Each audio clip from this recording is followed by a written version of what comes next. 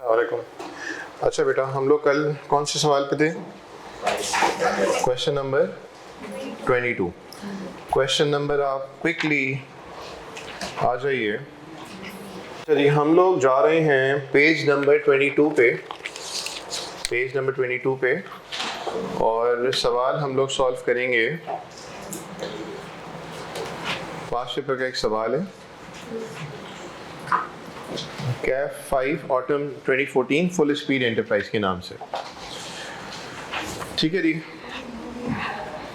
Following information has been extracted from the financial statement of full speed enterprise for the year ended 30 June 2013। अच्छा जी, vehicle की cost आपको यहाँ पे बताई हुई है। कितनी बताई हुई है? 65201,300। एक्यूमुलेटेड डेप्रिसिएशन गिवन है, कैरिंग वैल्यू गिवन है। Full speed enterprise depreciation on vehicle at 15% per annum on WDV, written down value मतलब net book value. Depreciation on addition deletion is provided in proportion to the period of use. Depreciation का क्या rate है? 15%. Written down value मतलब net book value पे, मतलब कौन सा method? RBM. और depreciation जो हम लोग प्रोवाइड करेंगे, एसिड जब ऐड होगा या एसिड हमारे पास से जब डिस्पोज ऑफ होगा, वो मंथली बेसिस पे होगा। ठीक है जी। फिर बताया इसने पहली एडजस्टमेंट में 1 अगस्त 2013 को व्हीकल जो एक्वायर की गई थी कितने में? 8,50,000 में। कब एक्वायर की गई थी? 1 जुलाई 2011 को। Was exchange for a new vehicle, exchange की गई न्यू व्हीकल से। Vehicle was, the balance was settled with a cheque of 3,50,000। The list price of the new vehicle was ₹900,000। इस सिनेरियो में हमें यहाँ पे ये नहीं बताया हुआ कि फेयर वैल्यू ओल्ड एसेट की क्या है, न्यू एसेट की क्या है, रिलायबल है, क्लियरली एविडेंट है या नहीं है, ये कोई बात नहीं बताई हुई यहाँ पे। तो हम बिल्कुल सिंपल रखेंगे यहाँ पे ये कि न्यू एसेट जो हमारे पास आ रहा है वो कितने का आ रहा है? 8 लाख, सॉरी जो न्यू एसेट आ रहा है वो कितने का आ रहा है? 9 लाख का। पैसा कितना दे रहे हैं? कितना दे रहे हैं? 3,50,000। और बाकी जो हमारे पास डिफरेंस आ रहा है कितने का? 5.5 लाख का। ऐसा ही है। तो इस 5.5 लाख को हम लोग क्या कंसिडर करेंगे? हम अपने पुराने एसेट की वैल्यू कंसिडर करेंगे। ये भी हम सिनेरियो यहाँ पे बोर्ड पे देख लेते हैं। आ जाइए जरा यहाँ पे, हम डिस्कस करने जा रहे हैं पार्ट एक्सचेंज डिस्पोजल। ठीक है जी, इधर आइएगा। हमारे पास ओल्ड एसेट है, उसकी एज्यूम करते हैं कॉस्ट है 10,000, उसका एक्यूमुलेटेड डेप्रिसिएशन है 6,000 अज्यूमिंग। तो बुक वैल्यू कितनी आ गई बोले? 4,000। कैरिंग वैल्यू बुक वैल्यू कितनी आ गई? 4,000। अब मैं एक नया एसेट लेना चाहता हूँ, और न्यू एसेट लेट्स सपोज वो है 15,000 का। कितने का? 15,000 का। इस न्यू एसेट को एक्वायर करने के लिए मैं कैश पे करूंगा, लेट्स सपोज 12,000, या अज्यूम कर लेते हैं मैं कैश पे करूंगा 9,000 कैश पे करूंगा। ठीक है जी। न्यू एसेट को मैं एक्वायर करना चाहता हूं। कितने का एसेट है? 15,000 का। कैश कितना मैं दूंगा? 9,000 दूंगा। और पुराना एसेट जितने में मैं सामने वाले शख्स को दूंगा, यानी कि टिकाऊंगा, कितना डिफरेंस नजर आ रहा है यहाँ पे? 6,000 का डिफरेंस नजर आया। इसका मतलब मैंने पुराना एसेट सामने वाले शख्स को कितने में दे दिया, यानी कि एक्सचेंज करते वक्त पुराने वाले एसेट की वैल्यू क्या लगाई? बोलिए 6,000। इसको मैं नाम दूंगा पार्ट एक्सचेंज डिस्पोजल का। समझते हैं जरा इस बात को भी। पुराना एसेट कितने का है? 10,000 का। अलाउंस कितना है उसका? 6,000। बुक वैल्यू कितनी है? 4,000। मैं नया एसेट एक्वायर करना चाहता हूँ, वो कितने का है? बोलिए 15,000 का। और एक्वायर करने के लिए मैं कैश कितना दूंगा? 9,000 कैश दूंगा। और पुराना एसेट सामने वाले शख्स को मैं कितने में टिका रहा हूँ, उसकी वैल्यू क्या लगाई गई है? बोलिए 6,000। यानी कि पुराना एसेट में सामने वाले शख्स को कितने में दे रहा हूँ, क्या उस वक्त उसकी कीमत लग रही है? 6,000। तो अब एक बात बताइए, एसेट की बुक वैल्यू कितनी आ रही है बोलिए 4000, और मैं पुराना एसेट सामने वाले शख्स को कितने में टिका रहा हूं, दे रहा हूं, उसको हमने क्या नाम दिया, पार्ट एक्सचेंज डिस्पोजल का। ये कितना हो गया 6000, ये कितना बन गया 2000, ये 2000 का क्या हुआ बोलिए गेन। इस सिनेरियो को मैं क्विकली एक एग्जांपल में शिफ्ट करता हूं इन्हीं वैल्यूज के साथ कि आपके पास एक सेल फोन है जो कि खरीदा गया था आपने कितने का बोलिए 10,000 का, डन, सेल फोन के तौर पर कंसिडर करते हैं। आपने यूज किया कुछ सालों तक और आज आप चाहते हैं कि एक नया डब्बा पैक फोन खरीदें। जब मार्केट गए डब्बा पैक फोन खरीदने के लिए, मैं था दुकानदार, फोन पुराना आपका था, मेरी दुकान में कई सारे फोन पड़े हुए थे, डब्बे पैक भी थे और यूज सेल फोन भी थे। आपने मुझे कहा कि ये है मेरा सेल फोन और मैंने इसको कुछ अर्से इस्तेमाल किया और मैं ये चाहता हूँ कि मेरा पुराना फ़ोन, या आप मुझे कह रहे हैं कि मेरा पुराना फ़ोन भाई साहब आप रख लें, और ये जो डब्बा पैक नया फ़ोन है ना, आपने मुझसे पूछा कितने का है, मैंने बोला कितने का 15,000 का, ये वाला फ़ोन आप मुझे दे दीजिए। आपके पास फ़ोन कितने मालियत का था 10,000 का, आज उसके आपके हिसाब से उसकी मार्केट वैल्यू क्या है बोलिए 4,000। आप नया फ़ोन लेने के जो ख्वाहिशमंद हैं, दुकानदार ने आपको उसकी कीमत क्या कोट की है 15,000। आप ये चाहते हैं कि आप अपना पुराना फ़ोन मुझे दे दें और डब्बा पैक फ़ोन आप मुझसे ले लें, तो क्या डब्बा पैक फ़ोन आप खरीदने के हकदार हैं? बिल्कुल हकदार हैं।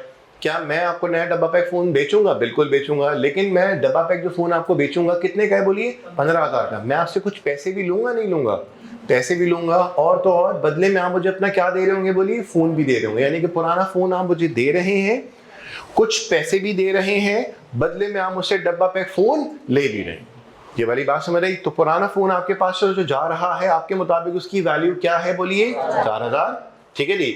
उसकी वैल्यू आपके मुताबिक कितने की है बोलिए 4,000, लेकिन आप सामने वाले शख्स को कितने में सौदा हो गया, पुराने वाले फ़ोन का कितने में सौदा कर लिया 6 में, ठीक है जी। और आप कितना पैसा उसको दे रहे हैं बोलिए 9,000, बदले में आपको कितने मालियत का फ़ोन मिल जाएगा 15,000। तो आप मुझे बताइए सौदा फायदे का है घाटे का है? फायदे का, क्योंकि आपके हिसाब से आपका फ़ोन था कितने का 4 का।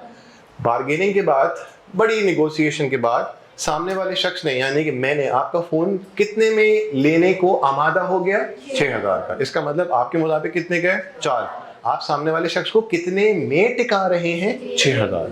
ये वाली बात समझ आई? तभी मैंने वर्ड इस्तेमाल किया था कि आप सामने वाले शख्स को कितने में टिका रहे हैं फ़ोन 6,000। ये वाली बात समझ आई? तो अब देखें कैरिंग वैल्यू कितनी 4,000। अब जरा रिलेट कीजिएगा मोबाइल फ़ोन के हवाले से, क्योंकि ये बात फौरन आराम से समझ आ जाएगी। 4,000 आपके मुताबिक है, आप अपना फ़ोन दुकानदार को कितने में टिका रहे हैं 6,000, ठीक। तो आपको इस ट्रांजेक्शन पे गेन हुआ या लॉस हुआ? गेन हो गया, डन है। अब आ जाइए इसकी जरा हम लोग बनाते हैं, जर्नल्स बनाते हैं। हमारे पास से ओल्ड एसेट जो गया, ठीक है जी, उसकी कॉस्ट कितनी है? शाबाश 10,000। इसको कहाँ पे ट्रांसफर करेंगे बोलिए? डिस्पोजल अकाउंट में। डेबिट हो जाएगा कितना 10,000। डिस्पोजल के वक्त आप अलाउंस भी खत्म करते हैं, कितना अलाउंस है? कितना अलाउंस है 6,000। इसको भी कहाँ पे लेके जाएंगे बोलिए? डिस्पोजल अकाउंट में। कितना बेटा 6,000, मेरे साथ रहिएगा। अच्छा जी, फिर मुझे बताइए आपके पास न्यू एसेट आ रहा है, न्यू एसेट आ रहा है, कितनी मालियत है 15,000, पैसा कितना दे रहे हैं आप 9,000, और पुराना फ़ोन आप सामने वाले दुकानदार को कितने में टिका रहे हैं? उस वैल्यू को हम लोग नाम देते हैं पार्ट एक्सचेंज डिस्पोजल। कितना हुआ 6,000। क्या ये वाली बात समझ आई? अच्छा जी, अब क्या किया जाएगा, हम यहाँ पे खोल रहे हैं कौन सा अकाउंट? एक डिस्पोजल अकाउंट, ठीक है जी। हम अभी एसेट अकाउंट की मूवमेंट नहीं देखना चाह रहे हैं, क्योंकि एसेट में वही मूवमेंट है कि एसेट चले जाएगा, अलाउंस खत्म हो जाएगा। ये वाली बात हमने कल भी डिस्कस कर ली थी। हमारे पास अभी ये वाला सिनेरियो है, कुछ नया दाखिल हुआ। क्या कितना आएगा 10,000। रेफरेंस क्या दिया? एसेट। यहाँ पे क्या लिखेंगे? Accumulated depreciation. कितना बेटा 6,000। ये वाली बात समझ आई? यहाँ देखिए न्यू एसेट 15,000 कैश, और यहाँ पे आ रहे हैं पार्ट एक्सचेंज डिस्पोजल, यानी कि जिस कीमत पे आपने पुराना एसेट सामने वाले शख्स को दे दिया, ठीक, डिस्पोजल के वक्त उस एसेट की क्या वैल्यू लग गई है? कितनी वैल्यू लगी है बोलिए? 6,000 लगी है। ये हो गया न्यू एसेट, अगर हम सिंपल एंट्री बनाते तो क्या बनता, new asset debit cash credit कितना 9000, फिर एक और एंट्री बनती न्यू एसेट डेबिट कितना 6000 और पार्ट एक्सचेंज डिस्पोजल क्रेडिट कितना 6000। तो चूंकि डिस्पोजल अकाउंट हिट हो रहा है कितने से 6000 से, तो आप चाहे सिंपल एंट्री बनाएं या कंपाउंड एंट्री बनाएं कोई मसला नहीं है। अगर सिंपल एंट्री आप बनाते तो क्या बनती, न्यू एसेट डेबिट कितना 9000 कैश क्रेडिट 9000, फिर एक और एंट्री बनती न्यू एसेट डेबिट कितना 6000 कैश और पार्ट एक्सचेंज डिस्पोजल क्रेडिट कितना 6000। तो यहाँ पे हमने चूंकि डिस्पोजल अकाउंट यहाँ पे हिट हो रहा है तो उसके इफेक्ट को जब हम यहाँ पे लेके आए 6 कितना हो गया 12 वर्सेस कितना किया 10,000, तो यहाँ पे कितना आ गया 2000। ये क्या हो गया बेटा, गेन हो गया। मेरे साथ रहिएगा। अब बताएं, इसकी एंट्री बन चुकी है, इसकी एंट्री बन चुकी है, इसकी एंट्री बन चुकी है, इसकी एंट्री क्या बनाएंगे बोले, गेन क्रेडिट कितना हो जाएगा 2000 हो जाएगा और डेबिट क्या हो जाएगा बोलिए डिस्पोजल। डन है। अब इसी सारे सिनेरियो का अगर मैं यहां पे बनाना चाहूं कंपाउंड एंट्री अगर मैं बनाना चाहूं, ठीक है जी, वो याद है ना हम लोगों ने क्या किया था जब हम डिस्पोजल अकाउंट को बिल्कुल पहली दफा डिस्कस कर रहे थे, तो हमने एंट्रीज, हमने सपोर्ट लिया था कुछ पुरानी नॉलेज का। हमने क्या किया था, रेवेन्यू का अकाउंट खोला, एक्सपेंस का अकाउंट खोला, फिर रेवेन्यू अकाउंट को क्लोज किया किधर प्रॉफिट एंड लॉस में, फिर एक्सपेंसेस को क्लोज किया किधर प्रॉफिट एंड लॉस में, just to grab an idea कि हम लोग रेवेन्यू को क्लोज करा के लेके किधर जाते हैं प्रॉफिट एंड लॉस, एक्सपेंसेस को क्लोज करा के लेके किधर जाते हैं प्रॉफिट एंड लॉस। चाहे तो हम वहां पे सिंपल एंट्री बनाए, चाहे तो हम वहां पे कंपाउंड एंट्री बनाए। ये वाली बात याद आ रही है, डिस्कस कर चुके हैं। अच्छा, फिर हमने ये देखा कि यहाँ पे हम क्या कर रहे हैं, एसेट को डिस्पोज ऑफ कर रहे हैं। तो ये रही सारी सिंपल एंट्री, पहली एंट्री ये रही बेटा, दूसरी एंट्री ये रही, तीसरी ये रही और चौथी एंट्री ये रही। आप डन है, सिंपल एंट्रीज हमने यहाँ पे बना ली। अगर कंपाउंड एंट्री बनाता हूँ तो बताइए क्या होगा, ओल्ड एसेट क्या होगा बोले शाबाश, कितने से 10,000 से, साथ रहिएगा। और जब ओल्ड एसेट खत्म हुआ तो उसका अलाउंस भी क्या होगा बोले शाबाश, खत्म होगा कितने से 6,000 से। हमारे पास से पैसा कितना जा रहा है 9,000 जा रहा है। ये वाली बात समझ आई। अच्छा जी, तो 10 और 9 कितना हो गया 19, ये कितना हुआ 6। और बताइए क्या करेंगे, न्यू एसेट कितने पे आ रहा है, न्यू एसेट कितने का आ रहा है 15,000 का। ये वाली बात समझ आई। अब बताइए 15 6 कितना हो गया 21 और ये कितना हो गया 19। तो आप बताइए बैलेंसिंग फिगर कितनी आई 2000। सर ये जब कंपाउंड एंट्री बनती है ना, तो ये बनती इसलिए है कि जब सिंपल एंट्रीज को आप इंडिविजुअल बेसिस पे यहाँ पे ले जाएंगे तो फिर ले जाने के बाद हम क्या हासिल करते हैं बोलिए, गेन या लॉस। लेकिन जब हमने कंपाउंड एंट्री बनाई तो कंपाउंड एंट्री में हुआ क्या, हमने वो डिस्पोजल अकाउंट यहाँ पे खोला ही नहीं। जब सारी चीजें एक ही जगह पे आ रही हैं, यहाँ पे क्या हुआ बेटा सुनो, ओल्ड एसेट को खत्म करके एक जगह ले गए, अलाउंस को खत्म करके एक जगह ले गए, फिर न्यू एसेट आया, पैसा गया और जो पुराना एसेट की वैल्यू लगी जितने में हमने उसको टिकाया उसको ले गए। ठीक, ये काम करने के बाद हमने क्या किया, डिस्पोजल अकाउंट खोला। जब इनको आमने सामने रखा तो पता चला कि फायदा हुआ या नुकसान। फायदे या नुकसान के लिए हमने अकाउंट खोला कौन सा बोलिए, डिस्पोजल अकाउंट। और यहाँ पे चीजें बारी बारी करके हम ले गए और फिर जब आमने सामने रखा तो पता चला फायदा हुआ या नुकसान। यहाँ पे क्या हो रहा है कंपाउंड एंट्री में, यहाँ पे हम लोगों ने एसेट को, पुराने एसेट को उसकी कीमत पे निकाला, उसका जितना अलाउंस था उसको भी क्या किया, खत्म किया, पैसा हमारे पास गया। जब हम सारी चीजों को एक ही जगह रिकॉर्ड करें तो जो आउटकम होगा वो कहीं और जाके निकाला नहीं जाएगा, आउटकम वही का वही हमने सामने दिख जाएगा। अब देखिए यहाँ पे न्यू एसेट आया कितने पे 15 पे, पुराना एसेट गया कितने वाला था 10। एसेट जब गया तो एक काम करना हमने भूलना नहीं है कि उसका अलाउंस भी हाथों हाथ खत्म करना होगा। ये वाली आदत हमारी हो चुकी है, पैसा हमारे पास से गया और इन सारी चीजों को डबल एंट्री, ये कंपाउंड एंट्री जो हमने बनाई है, बनाते ही हमें यहाँ पे क्या नजर आ जाएगा, गेन या लॉस नजर आ जाएगा। तो क्रेडिट साइड पे अगर आई बैलेंसिंग फिगर तो क्या हो जाएगा गेन, डेबिट पे आया तो क्या नजर आ जाएगा हमें लॉस। सिर्फ एक छोटा सा हमने आइडिया लिया, बोले तो मैं इस सिनेरियो को दोबारा से रिकॉल कर लूँ। अगर समझ नहीं आया, मेरे ख्याल से इतना कोई मुश्किल सिनेरियो नहीं है। अगर हम मशीनरी या इक्विपमेंट को लेके बात करते शायद बात समझ नहीं आती। मैंने तो सिंपल बोल दिया कि भाई आपका फ़ोन पुराना हो गया, हम नया फ़ोन लेना चाहते हैं, दुकानदार के पास आए, आपने बोला कि भाई ये है मेरा पुराना फ़ोन और ये है मेरे पास कुछ पैसे, एक काम कीजिए भाई साहब ये दोनों चीज़ आप रख लें और ये नया फ़ोन जो है ना आप हमें दे दीजिए। मैंने बोला ठीक है मैं 15,000 रुपये वाला फ़ोन आपको दे दूंगा, लेकिन आप मुझे कैश कितना देंगे? बोलिए कैश कितना देंगे? 9,000। और ये जो पुराना फ़ोन है ना आपका, बड़ी बार्गेनिंग हुई। मैंने बोला ठीक है यार, मैं आपका फ़ोन पुराना वाला जो है वो कितने में ले लेता हूँ। यार ये तो नॉर्मल सी बात है ना, तो पुराना फ़ोन मैंने आपसे कितने में ले लिया? 6,000 में। और आपने मुझे कैश कितना दे दिया? 9,000। फिर बदले में मैंने आपको नया फ़ोन कितनी मालियत के दे दिया? 15,000 का। यहाँ सारा सिंपल सिनेरियो से हुआ है कि न्यू एसेट आया हमारे पास कितने मालियत का? 15 का। पैसा कितना गया? 9,000। और पुराना फोन दुकानदार आपसे कितने पे लेने में आमादा हो गया? 6,000। इसको हम लोग क्या बोलते हैं? ट्रेड इन अलाउंस भी बोलते हैं, और इसको हम लोग पार्ट एक्सचेंज डिस्पोजल का भी नाम देते हैं। समझ रही बात? इसी को देखते हुए हमने एंट्री बनाई, ये वाली एंट्री बन गई आपके new asset debit, cash credit और part exchange disposal credit. Done है? सिंपल एंट्री में ये एंट्री भी बनी। लेकिन जब हम कंपाउंड एंट्री बनाएंगे तो डिस्पोजल अकाउंट का हम जिक्र तस्करा करेंगे नहीं, क्योंकि जो भी फैसला होना है वो कहाँ पे होना है? एंट्री बनते वक्त ही वो फैसला हो जाएगा कि गेन हुआ या लॉस। लाइक फॉर एग्जांपल मैं एक छोटी सी बात करता हूँ, पुरानी बात करूँगा और मैं इसको मिटा दूंगा। मुझे बताइए रेवेन्यू को हम लोग कहाँ ले जाते हैं? शाबाश, सिर्फ एक आईडी के तौर पे बात कर रहा हूँ। लेट्स सपोज रेवेन्यू है 100 का, कहाँ ले जाएंगे? Profit and loss. डन है? अच्छा जी, फिर हम एक्सपेंसेस को कहाँ ले जाते हैं? बोलिए शाबाश। मिसाल के तौर पे 40 के हमारे एक्सपेंसेस हुए, ये भी कहाँ पे जाएगा? Profit and loss. डन है? अच्छा जी, ये हमने क्या बनाई है? बोलिए सिंपल एंट्री। जब मैं कंपाउंड एंट्री बनाऊंगा ना तो क्या बनेगा? बोलिए रेवेन्यू डेबिट हो जाएगा, एक्सपेंसेस क्रेडिट हो जाएंगे। रेवेन्यू कितना? 100, एक्सपेंसेस कितने? 40। और यहाँ पे हमारे पास डिफरेंस कितने का आया? 60 का आया। 60 का डिफरेंस आया, इसको मैंने क्या बोल दिया? प्रॉफिट का नाम दे दिया।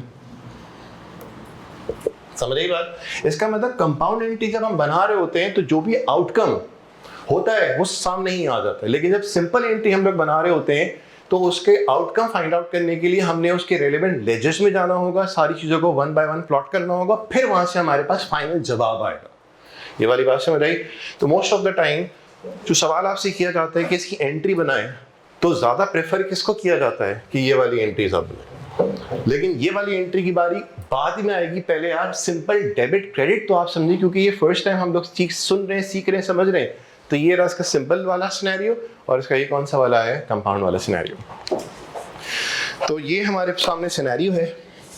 हम इस सवाल को जरा कंटिन्यू करते हैं, डिस्कशन करते हैं इसका। आ जाइएगा बेटा। हमारे पास एसेट की कॉस्ट कितनी है? टोटल एसेट की कॉस्ट नजर आ रही है? आ गई।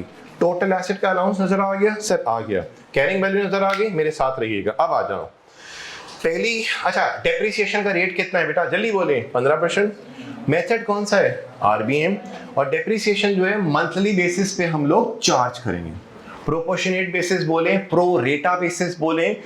इसने यहाँ पे कौन सा वर्ड यूज किया? प्रोपोर्शनेट या मंथली बेसिस बोले आप। 1 अगस्त 2000 कब? 13 को व्हीकल जो कि खरीदी गई थी 1 जुलाई 2011 को कितने में?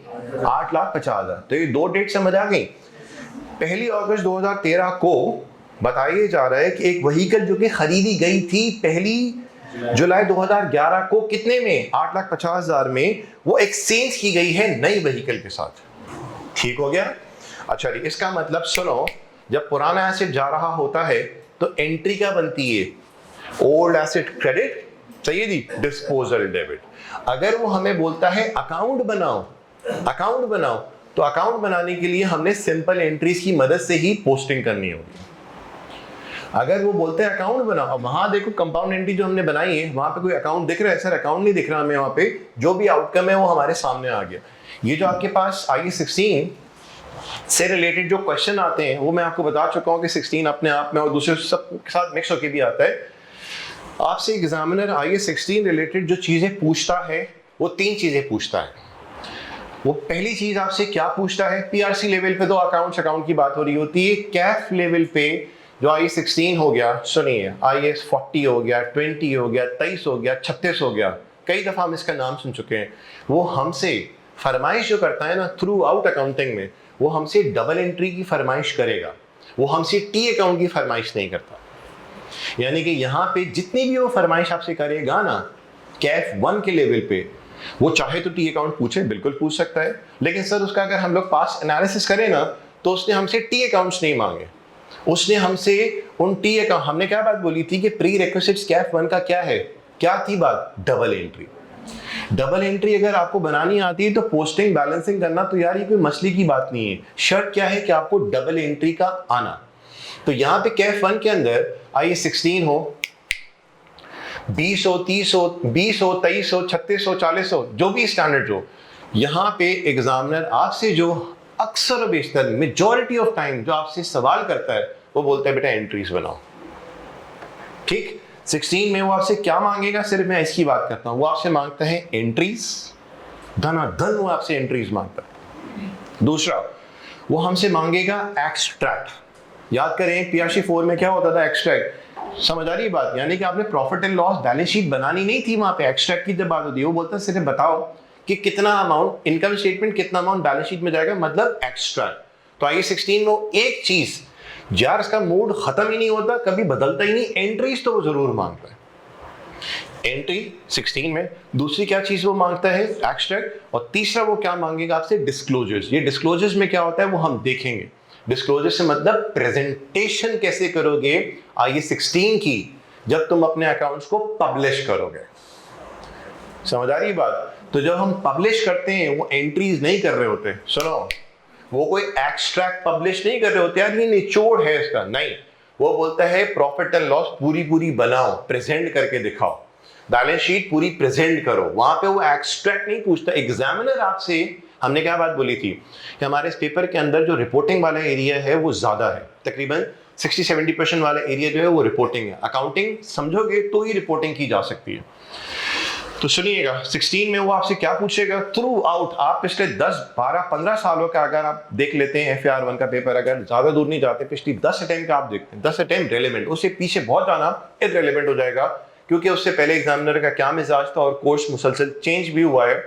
तो पिछले 5 अटेम्प्ट या पिछले 10 अटेम्प्ट बहुत है एग्जामिनर का दिमाग समझने के लिए कि वो चाहता किस तरह से आपसे सवाल है। तो सुनिए, एक वो चीज आपसे मांगेगा, फॉर द लास्ट टाइम मैं बोल रहा हूँ, मुसलसल वो मांगते आ रहे हैं, वो क्या है बोलिए, एंट्रीज। दूसरा आपसे वो क्या मांगेगा, एक्सट्रैक्ट। तीसरा क्या आएगा, डिस्क्लोजर, मतलब प्रेजेंटेशन तुम फाइनेंशियल स्टेटमेंट में उसकी कैसे करोगे, ये चीज तुमसे मांगेगा। अब सुनिए, अब आपका क्या ख्याल है, आपका क्या ख्याल है, सुनिएगा, इन तीनों में सबसे ज्यादा एग्जामिनर, चूंकि मैं बात आपको शुरू में बता चुका हूँ कि ये जो FAR 1 का पेपर है वो मेनली किससे रिलेट करता है, अकाउंटिंग से या रिपोर्टिंग से, रिपोर्टिंग से, सही है जी। तो ये तीन जो मैंने भी आपको सवाल बताए कि एग्जामिनर करते आ रहे हैं, एंट्रीज, एक्सट्रैक्ट और डिस्क्लोजर्स, इन तीन में सबसे ज्यादा एग्जामिनर का मूड आप कहाँ पे देख रहे होंगे, एंट्रीज में, एक्सट्रैक्ट में या डिस्क्लोजर्स में, डिस्क्लोजर्स में। यानी कि इस बात से आपको खुद समझ आ गया सबसे ज्यादा वो आपसे क्या मांगेगा, डिस्क्लोजर। डिस्क्लोजर कौन कर सकते हैं, इसको अकाउंटिंग आती होगी। दूसरे नंबर पे आपका क्या ख्याल है, वो किस चीज को पूछेगा, दूसरे नंबर पे वो किस चीज को पूछेगा, वो दूसरे नंबर, पहली बात तो चले समझ आ गया आपको कौन सी वाली, डिस्क्लोजर्स वाली। दूसरे नंबर पे वो आपसे ज्यादातर जो पूछते आ रहा है एक्सट्रैक्ट वर्सेस एंट्रीज में से, एंट्रीज। और एंट्रीज के बाद जो तीसरा लेवल आ रहा होता है एग्जामिनर का जो मिजाज है कि समझे आप, तो वो पूछता है एक्सट्रैक्ट। सर जब एंट्रीज आती हैं तो एक्सट्रैक्ट बनाना कौन सा मसला है, तो वो आपकी जो जिसे कहते हैं ना दुखी रग जो पकड़ता है वो कौन सी जगह पे पकड़ते हैं, एंट्रीज। पहले नंबर पे आई 16 में डिस्क्लोजर्स, दूसरे नंबर पे क्या आएगा, एंट्रीज, और तीसरे नंबर पे आपको, यानी कि फॉर एग्जांपल अगर 10 सवाल हैं, 10 अटेम्प्ट के सवाल अगर आप उठा लें, 10 सवाल हैं, तो 5 या 6 के करीब मैं सवाल बता सकता हूँ हल्फिया, आप खुद देखेंगे 6 के करीब जो है वो डिस्क्लोजर्स पे बेस कर रहे होंगे, 3 सवाल जो होंगे वो किसके ऊपर, अगर 5 सवाल डिस्क्लोजर्स के तो 3 सवाल किसके ऊपर होंगे, एंट्रीज, और 2 सवाल किसके ऊपर होंगे, एक्सट्रैक्ट। लेकिन मेजर एरिया वो किससे दे रहा होता है, डिस्क्लोजर से दे रहा होता है। ठीक है जी, अब आ जाइए यहाँ पे। तो पुराना एसिड हमारे पास से जा रहा है और नया एसिड हमारे पास आ रहा है। ठीक है जी, इसका पूरा काउंटिंग ट्रीटमेंट करेंगे लेजर्स में। फिर देखिए 3 नई व्हीकल्स खरीदी गई हैं, कितने की, 12,50,000 ईच। तो 1250 मल्टीप्लाई में 3 कर देंगे तो हमारे पास तीनों व्हीकल्स की क्या आ जाएगी, कॉस्ट आ जाएगी। फिर वो बोलता है 1 फरवरी 14 को व्हीकल जिसकी बुक वैल्यू थी, रिटन डाउन वैल्यू थी 5,50,000, उसको रिपेयर कराया, कितने में रिपेयर कराया, 2.5 लाख। और रिपेयर कराने के बाद एक्सपेक्ट किया जा रहा है कि जो हमारी मशीनरी है, जो व्हीकल है, उसकी एफिशिएंसी में क्या आएगा, क्या आएगा बोलिए, एक सिग्निफिकेंट क्या आएगा, इंप्रूवमेंट आएगी। तो बताइए इस 2.5 लाख को कैपिटलाइज करेंगे, एक्सपेंस आउट करेंगे? सर चूंकि इसने हमें यहाँ पे बता दिया that repair would improve the efficiency, यानी कि एफिशिएंसी में इंप्रूवमेंट आ रही है, तो इसका मतलब इस खर्चे को हम लोग क्या करेंगे, कैपिटलाइज। ठीक है जी। 29 जून 14 व्हीकल खरीदी गई थी। 1 जनवरी 2012 को, यानी कि 30 जून 14 पे बता रहा है एक व्हीकल जो कि खरीदी गई थी 1 जनवरी 2012 को। कितने में खरीदी गई थी? 1500,000 में। उसको बेचा कितने में गया है? 13,50,000 में। सिंपल वो बोलता है रिक्वायरमेंट वैसे सवाल की एक ही थी, यहाँ पे मैंने 2 रिक्वायरमेंट की भी हैं। क्या रिक्वायरमेंट थी इसकी? एक्चुअल रिक्वायरमेंट कि भाई एसेट अकाउंट बनाओ, अलाउंस अकाउंट बनाओ और डिस्पोजल अकाउंट बनाओ। हमने अपने आप को कंफर्ट में रखना है। किस एरिया में? सर हमसे एसेट अकाउंट कॉस्ट पे बनाने को बोले या एसेट अकाउंट हमसे वो बुक वैल्यू पे बनाने का बोले, हमें दोनों पे ग्रिप होनी चाहिए। तो यहाँ पे हमारे पास 2 रिक्वायरमेंट आ रही है, दोनों में से अभी हम फिलहाल जो सॉल्व करेंगे वो कौन सी वाली करेंगे? नंबर 1, जिसमें एसेट की कॉस्ट अकाउंट, दूसरा कौन सा? अलाउंस अकाउंट, और तीसरा कौन सा बन जाएगा हमारा? Disposal account. Book value account जो है वो आप घर पे खुद ही इसको बना लीजिएगा। आइए जरा सवाल शुरू करते हैं। ये वाला सिनेरियो होपफुली आप लोगों को समझ आ गया होगा यहाँ पे चल क्या रहा है, और इस सिनेरियो को समझाने की जरूरत क्यों पड़ी थी। जहां भी हम कोई पास्ट पेपर सॉल्व कर रहे होंगे और हमारे पास कुछ भी ऐसा नया आ जाता है, तो मैं ये नहीं करूंगा कि एक चीज हमारे पास पहली दफा आ रही है तो मैं सिर्फ जबानी कलामी बात करूं और चले जी हो जाएगा। हम क्या करेंगे, 5-7 मिनट लगाएंगे, जैसे इस सिनेरियो पे हमने लगाया। ऑल्दो डिस्पोजल के बारे में हम जानते हैं, एक्सचेंज के बारे में हम जानते हैं। वो जो एक्सचेंज का हमने सिनेरियो देखा था कि पुराना एसेट गया, नया एसेट आया, पुराना एसेट की फेयर वैल्यू इतनी थी, रिलायबल थी या नहीं थी, क्लियरली एविडेंट थी या नहीं थी। अभी ये सारी इंग्लिश बातें जो है ना वो आगे जाके आ जाएंगी। ये जो सिनेरियो अभी हमने देखा, इस सिनेरियो में तो वो fair value of old asset और क्लियरली एविडेंट रिलायबल की तो बात ही नहीं थी। जैसे ही हम थोड़ा सा आगे बढ़ेंगे सिनेरियो यही वाला होगा, लेकिन यहाँ पे वो बता रहा होगा कि वो जो पुराना एसेट तुम दे रहे हो ना उसकी फेयर वैल्यू जो है वो रिलायबल है, और जो न्यू एसेट खरीद रहे हो उसकी भी फेयर वैल्यू क्या है, बोलिए, रिलायबल है। डन। और तुम कुछ हाथ साथ साथ क्या दे रहे हो, कैश भी पे कर रहे हो। तो याद करें वो सिनेरियो में आपको बार बार याद करा रहा हूं, अगर पुराने एसेट की फेयर वैल्यू रिलायबल है लेकिन नया एसेट जो आप एक्वायर कर रहे हो उसकी फेयर वैल्यू एविडेंट है, तो न्यू एसेट, सुनो मेरी बहनों भाइयों, यहाँ पे न्यू एसेट में तो कोई नखरे ही नहीं हुए अभी फिलहाल, क्योंकि ऐसी कोई बात ही नहीं थी इस सवाल के अंदर। वो जो नखरे आ जाएंगे ना, ये वही वाले नखरे आएंगे कि न्यू एसेट कितने से डेबिट होगा, हमने वो वाला डिस्कशन वहां पे किया था। तो यहाँ पे वो बता रहा होगा कि fair value of old asset इतनी है, न्यू एसेट इतनी है, रिलायबल है, एविडेंट है। तो वो सिर्फ नॉलेज की बेसिस पे ये चीज करेंगे, बाकी काम खुद ब खुद चलेगा। ये वाली बात समझ रही? यहाँ पे कुछ भी नहीं था तो हमने सिंपल बोला न्यू एसेट कितने का आया, 9,50,000 का आया। सॉरी, सवाल में कितने का था? 9,50,000 का था। पैसा कितना जा रहा है? 9 लाख है। कितना है? 9 लाख का। तो बताओ बेटा एंट्री क्या बन रही होगी यहाँ पे? Simple entry 9 lakh, new asset 9 lakh debit, पैसा कितना क्रेडिट? 3.5 लाख। तो सर ये 5.5 का क्या मामला है यार? ये पुराना एसेट सामने वाले शख्स ने हमसे कितने पे खरीदने को एग्री कर गया, या हमने सामने वाले को कितने में टिका दिया? 5.5 लाख। तो सर हमें फायदा हुआ या नुकसान? एक बात सुनो, इधर क्या सिर्फ इस एंट्री को देख के बता सकते हो फायदा है या नुकसान? नहीं। हेलो, समझिएगा बात। क्या इस एंट्री को देख के बता सकते हैं फायदा हुआ नुकसान? नहीं। सर फायदा या नुकसान पता करने के लिए खाली ये एंट्री काफी मेरी बहनों नहीं है। ये एंट्री इन दोनों और इन तीनों को जब हम यहां पे लेके जा रहे हैं तो फैसला होगा कि फायदा हुआ या नुकसान। डन। इधर आओ। सर पुराना गया, साथ में अलाउंस खत्म हुआ, न्यू आया, पैसा गया, फैसला हाथों हाथ यही हो गया। ठीक। तो कंपाउंड एंट्री, अगर पूरी ट्रांजैक्शन की कंपाउंड एंट्री तुम बना रहे होगे, पूरे सिनेरियो की कंपाउंड एंट्री बना रहे होगे, तो जवाब एंट्री के इख्तिताम पे आ जाएगा। लेकिन अगर तुम सिंपल एंट्री बना रहे हो तो पुराना एसेट गया, बताओ फायदा हुआ नुकसान? सर मैं कैसे भी बताऊं? सर वो अलाउंस खत्म हुआ, फायदा हुआ नुकसान? मैं कैसे बताऊं? सर बताइए फायदा हुआ नुकसान? सर मैं कैसे बताऊं? ठीक। यानी कि 3 को जब हम आमने सामने लेके आए तो क्या पता चला हमें फायदा हुआ या नुकसान। चलें जी, मैं इसको रब कर दूं। चलें जी, आ जाइए। हमारे पास बनाने क्या है हमने? पेज नंबर कौन सा है बेटा? Page number 22। सवाल कौन सा है? Full speed enterprise. बताइए यहाँ पे हमने कौन सा अकाउंट बनाना है? पीपी का अकाउंट कॉस्ट पे बनाने जा रहे हैं हम लोग। और क्या चीज? एक्यूमुलेटेड डेप्रिसिएशन का अकाउंट, और तीसरा बन जाएगा हमारे पास डिस्पोजल। ठीक है जी, तीसरा हम बना लेते हैं यहाँ पे डिस्पोजल का अकाउंट।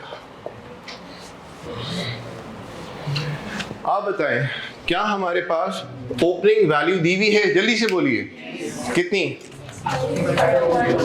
65,201 300। डाने अलाउंस कितना गिवन है? 24450 500। ठीक है जी, डाने। अब बताएं शाबाश बारी बारी कि हमने एक न्यू एसेट एक्वायर किया है और पुराना एसेट डिस्पोज किया है, एक्सचेंज ट्रांजैक्शन है, राइट? इधर आइएगा, मेरे साथ रहिएगा।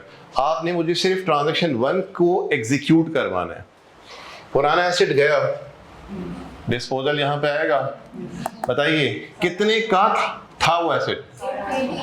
8 लाख। मेरे साथ रहिएगा प्लीज। 8,50,000। यहां रहिएगा साथ मेरे। 8,50,000 ये हो गया पीपी। डन। अब इधर आइए सर, जब एसेट गया तो उसका अलाउंस भी क्या होगा? खत्म। यहाँ पे आएगा डिस्पोजल। बोलो बेटा, आएगा? क्या आपको ये मालूम है कि कितना इसका डिस्पोजल है? नहीं मालूम। तो इसका मतलब यहाँ पे आप करेंगे एक वर्किंग। क्या की जाएगी यहाँ पे? एक वर्किंग। मेरे साथ रहिएगा। वर्किंग जो होगी आपकी वो होगी, चले यहाँ पे मेंशन कर देता हूँ। वर्किंग होगी accumulated depreciation of disposed asset। क्या ये वाली बात समझ आई? मुझे किसी ने नहीं बोला, लेकिन मैंने सिचुएशन को देखते हुए ये डिसाइड किया कि भाई ये पता करना पड़ेगा। ठीक, अच्छा जी, जब ये पता होगा तो इसका अमाउंट यहां पे आएगा। बोले यहां पे आएगा। डन है? ये भी मालूम नहीं है, ये भी कहां से उठा के लाया जाएगा? बोलिए वर्किंग नंबर 1। सही है जी। फिर मुझे बताइए, हमने एसेट को खत्म किया, उसके अलाउंस को भी खत्म किया, अलाउंस मालूम नहीं है, हमने बोला ठीक है हम वर्किंग करेंगे। इसके बाद बताइए न्यू एसेट जो आ रहा है हमारे पास, कैश कितना पे कर रहे हैं? शाबाश, 3,50,000। मेरे साथ रहिएगा। और पुराना एसेट मेरा सामने वाला शख्स कितने पे लेने में आमादा हो चुका है? 5,50,000। सर हम यहाँ पे क्या लिख सकते हैं? 9 लाख। ठीक है 9 लाख लिख दो, लेकिन 9 लाख अगर लिखते हैं तो उसके अंदर 2 बातें शामिल हैं, तो दोनों को हमने यहाँ पे अलग अलग करके मेंशन कर दिया। क्या लिखा? Part exchange disposal. यहाँ तक साथ। अब सुनिए सर, ये वाली चीज जरूरी क्यों थी? क्योंकि हम सिंपल एंट्रीज की बुनियाद पे हम लेजर्स बना रहे हैं। यहाँ पे क्या आएगा बेटा? न्यू एसेट आएगा। कितना अमाउंट रखूंगा? 5,50,000। यहाँ तक साथ। 5,50,000। थोड़ी सी जगह मैं यहाँ पे छोड़ रहा हूँ। अगर गेन होगा तो उसके लिए तो मेरे पास एक बड़ी जगह है। गेन होगा तो यहाँ पे आ जाएगा, और अगर लॉस होगा तो वो यहाँ पे आ जाएगा। लेकिन गेन या लॉस पता करने के लिए आपको क्या चीज पता होना लाजमी है? Book value. और बुक वैल्यू पता करने के लिए क्या 2 चीजों का पता होना जरूरी है? एक तो कॉस्ट, दूसरा उसका अलाउंस। यानी कि अगर आप लोगों ने, सुनो, ये गलत निकाला तो बुक वैल्यू गलत, बुक वैल्यू गलत, तो इसका मतलब ये हम बताने में फेल हो जाएंगे कि एसेट को एक्सचेंज करने पे फायदा हुआ या नुकसान। इसका मतलब ये वर्किंग की अहमियत बहुत ज्यादा है। याद करें हम लोगों ने कुछ वर्किंग की थी अलाउंस को पता करने के लिए। अब यहाँ पे क्या सिनेरियो हो रहा है? सुनिए, एसेट एक्वायर जो हुआ था वो आज से 2, 2.5, 3 साल पहले एक्वायर हुआ था। अगर आपको यहाँ पे तंग करता कि भाई एसेट एक्वायर हुआ था 8.5 साल पहले या 13.5 साल पहले, और आज जाके हम उसको क्या करें? एक्सचेंज कर रहे हैं और यूज हो रहा है आरबीएम, तो आप तो या तो 3 घंटे इसी में लगा रहे होते, कॉस्ट माइनस डेप्रिसिएशन, मुस्कुरा के देखा बुक वैल्यू, फिर डेप्रिसिएशन तो बुक वैल्यू। समझ आ रही बात? तो वो जो टूल हमने समझा था वो इसी पर्पस के लिए समझा था कि हम अपनी वर्किंग को शॉर्टन कर सके।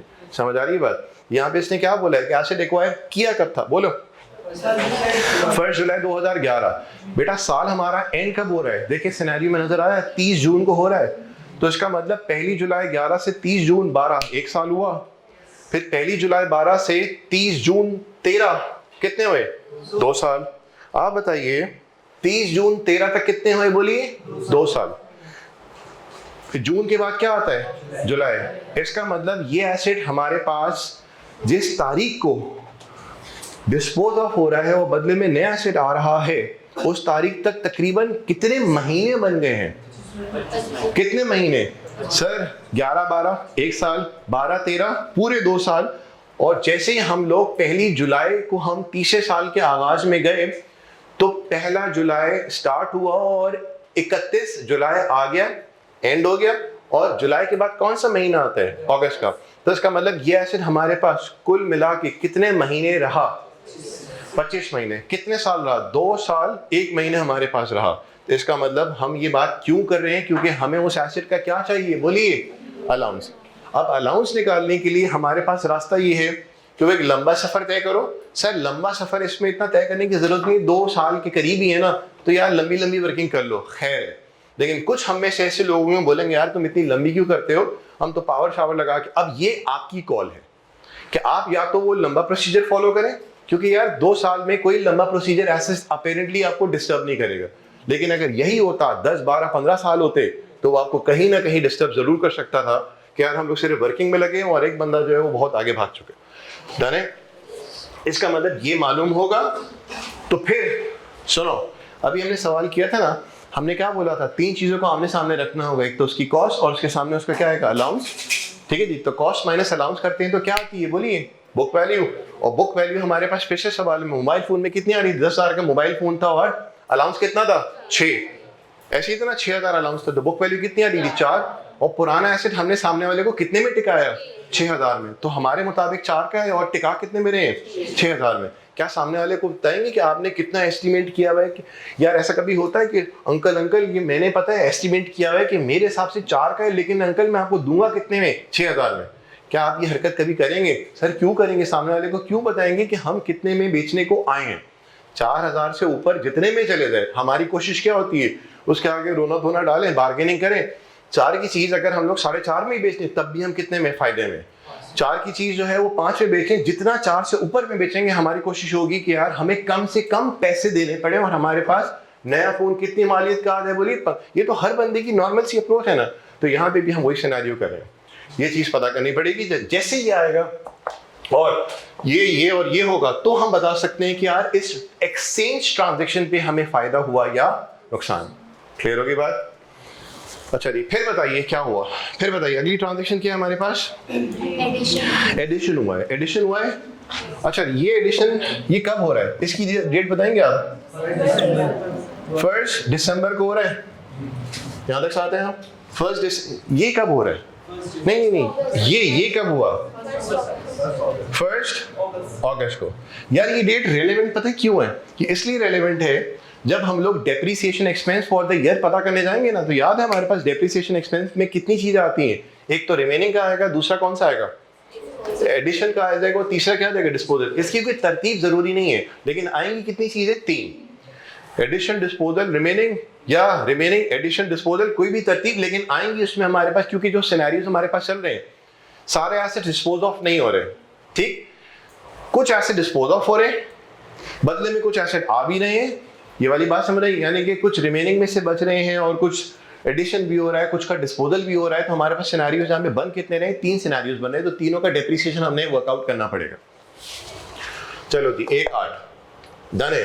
फिर बताइए एडिशन कब हो रहा है? और 1 दिसंबर को हुआ। ये बात समझ रहे हैं? कितने का? 3750 मल्टीप्लाई बाय 3 कर लें। 3750 टोटल है, यानी कि 1250 मल्टीप्लाई बाय आपने 3 किया तो कितना आ गया? 3750,000। और बताइए, शाबाश। इसके बाद कुछ और हो रहा है? एक और एडिशन हो रहा है। सर वो एडिशन जो हो रहा है वो कब हो रहा है? क्या उसको कैपिटलाइज करेंगे, एक्सपेंस आउट करेंगे? सर पता है उस खर्चे का आउटकम निकल क्या रहा है कि हमारी एफिशिएंसी जो है वो बढ़ रही है। देखो अभी हम बिल्कुल सिंपल सिनेरियोस कर रहे हैं, लेकिन अगर कॉम्प्लेक्स सिनेरियो आता है तो याद रखिएगा कि सर ऐसा खर्चा जिसके करने से लाइफ, कैपेसिटी, एफिशिएंसी, क्वांटिटी या क्वालिटी ऑफ आउटपुट बरकरार है, तो हमने उस खर्चे को क्या नाम दिया था? Revenue expense. पीएनएल में ले जाओ, एक्सपेंस ट्रीट करो। लेकिन अगर खर्चा किया और इन 5 चीजों में से किसी चीज में भी क्या हुआ? इजाफा हुआ, तो सर उस खर्चे को हम लोगों ने एक्सपेंस आउट नहीं करना, उसको हमने क्या करना है? एसिड की कॉस्ट में शामिल करना है। एसिड की कॉस्ट में शामिल करने का मतलब क्या है कि अब वो अमाउंट कैपिटलाइज हो गया, एसेट ट्रीट हो गया, और अब वो अमाउंट क्या हम लोग करेंगे, ईयर एंड पे डेप्रीशिएट करेंगे।